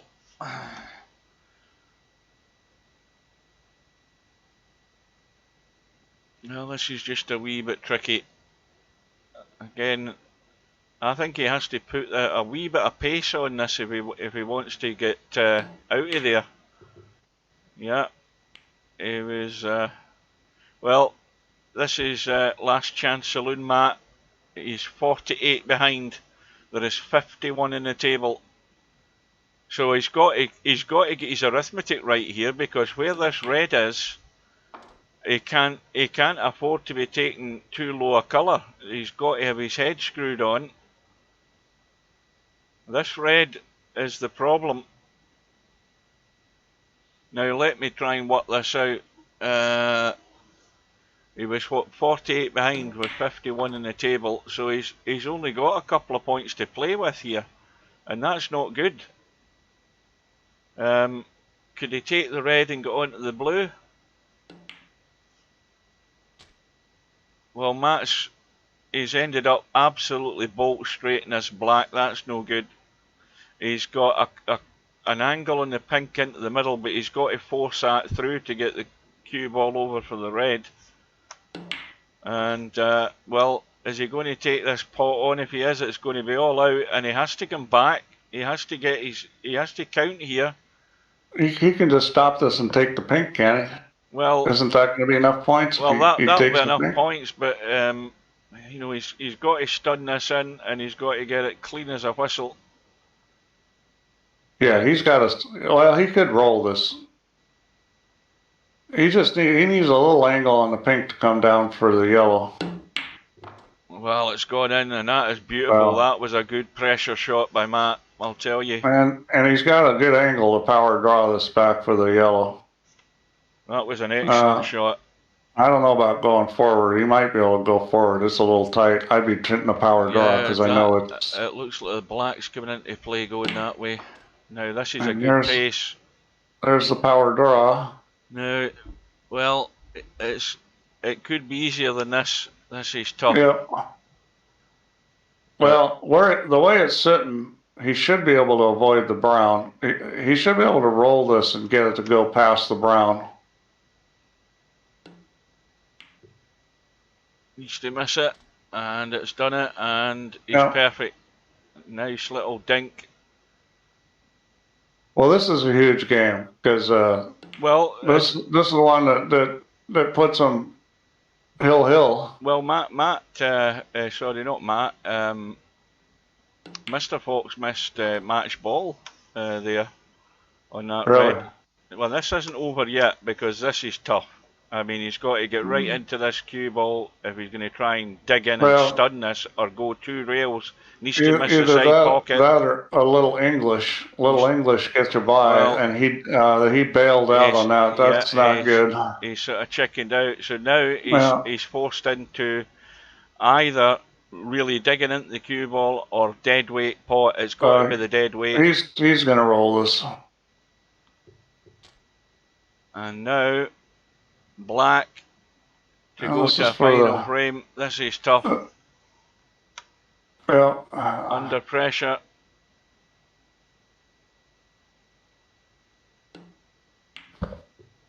Oh dear. Oh, that is painful. All the hard work and left himself a testy black. And it's a gift in the end for Mr. Fox for a 4-2 win. And Matt had the chance, and that really is a painful way to end your participation in the tournament. But well done to Mr. Fox. Most of it was good, but I think he had a couple of brain farts there. He's just got to get that stuff cleaned up if he's going to win this tournament. I think he's got the play level, but he's just got to get rid of some of those silly mistakes. Yeah, and it's hard because the hardest thing for humans to do is to be perfect. You know, and making a mistake, getting rid of mistakes is always hard. Now, Mr. Fox obviously is waiting on the loser of the Albinario and Barker's match, and that's going to be Thursday evening. He's got that to look forward to. Yeah. He's got nothing easy. Well, he's going to have to play one of the top players, no matter what. Well, I think he's got a good chance. He's got a good chance no matter who he plays. It's only a race to 4 and anything can happen. But, if it's the good Fox and not the evil Fox playing, yeah. It has to be. So I hope you guys can join us for that match on Thursday evening, race to 6. I'll be here for that. That's going to be good. Champion Barkers from the UK against Albinario from Sweden. And, it's a coin toss as to who's going to come out. Now, obviously, Albinario now has to put all his eggs into one basket and go all out for that. Yeah, Albin needs everything he had. He better get the Swedish Mafia here. He better get Bedhead showing up cheering for him and everything. Yeah, on the bank pool tournament, we've got Stubb waiting on the winner of Tommy and Matt. Matt, of course, still in both events, or he was until tonight. And then, of course, that's June the 7th. What's it? That's tomorrow night, isn't it? The Tommy Matt match has to be played by. Yeah. This is the 6th. Well, they need to get their act together because there's nothing set yet. Have they been sending any proposals? And then on the bottom half of the draw, we've got Bankster up against Albinario. Why is it? Why are we just playing this match and then it's June 7th? Because these guys had delayed. Yeah. Oh, wait a second. What's happened here? Losers round 5 was June the 2nd deadline. Today, round 6 is June the 7th, and then, well, everyone looks okay in the bracket as far as dates go, and then the next round is June the 12th. So, Yeah, Bankster's good win against Larry earlier on, 4-0. Yeah, everything's fine. You're confusing me here. Is up against Albinario. Albinario, of course, trying to survive in the That's a Bankville hot seat tournament. match there. So Yeah.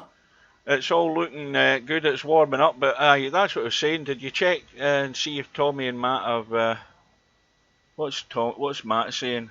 Unlucky, Matt, but that is a horrible way to end up losing if you're still there. What's happening with you and Tommy? Because you've got until tomorrow night to get that done. So if it does go ahead tomorrow night, I'll be there for it, no matter what time it is.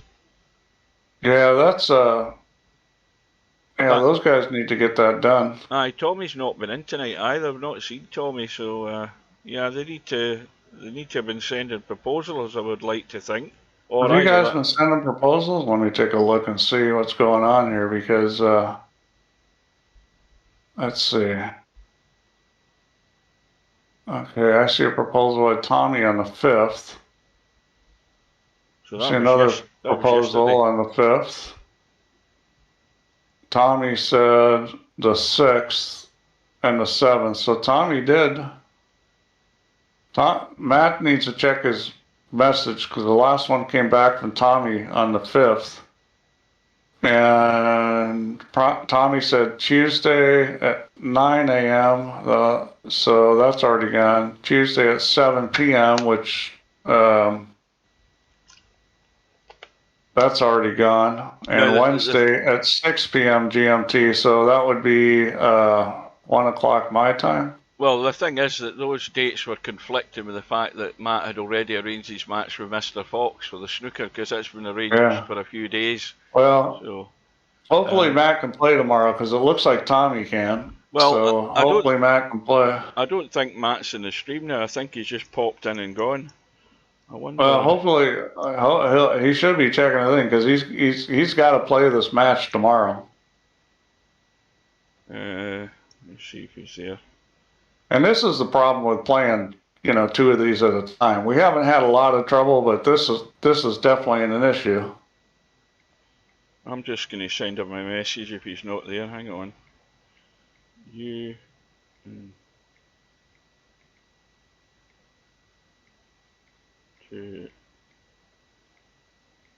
Tomorrow deadline. See if I get anything back from him.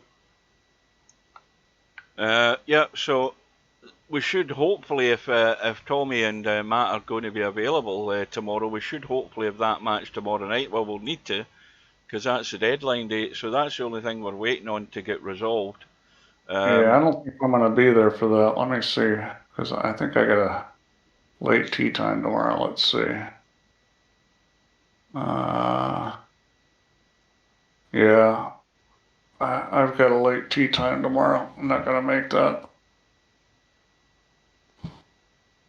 Right, well, that is it, folks, for tonight. Thanks to Steve for joining us. Thanks all for your company. And hopefully, as I say, this match will go ahead. And if it does, I'll be there. And also, we'll have the Albinario Barker's match on Thursday evening as well. So I hope you can join us for that. If you can't, it'll be on YouTube. You can catch up on it later. And so with that, we will bid you good night, folks, and see you again soon. See you later, Steve. Thanks for streaming here. See you later, guys. See you later, Hugh.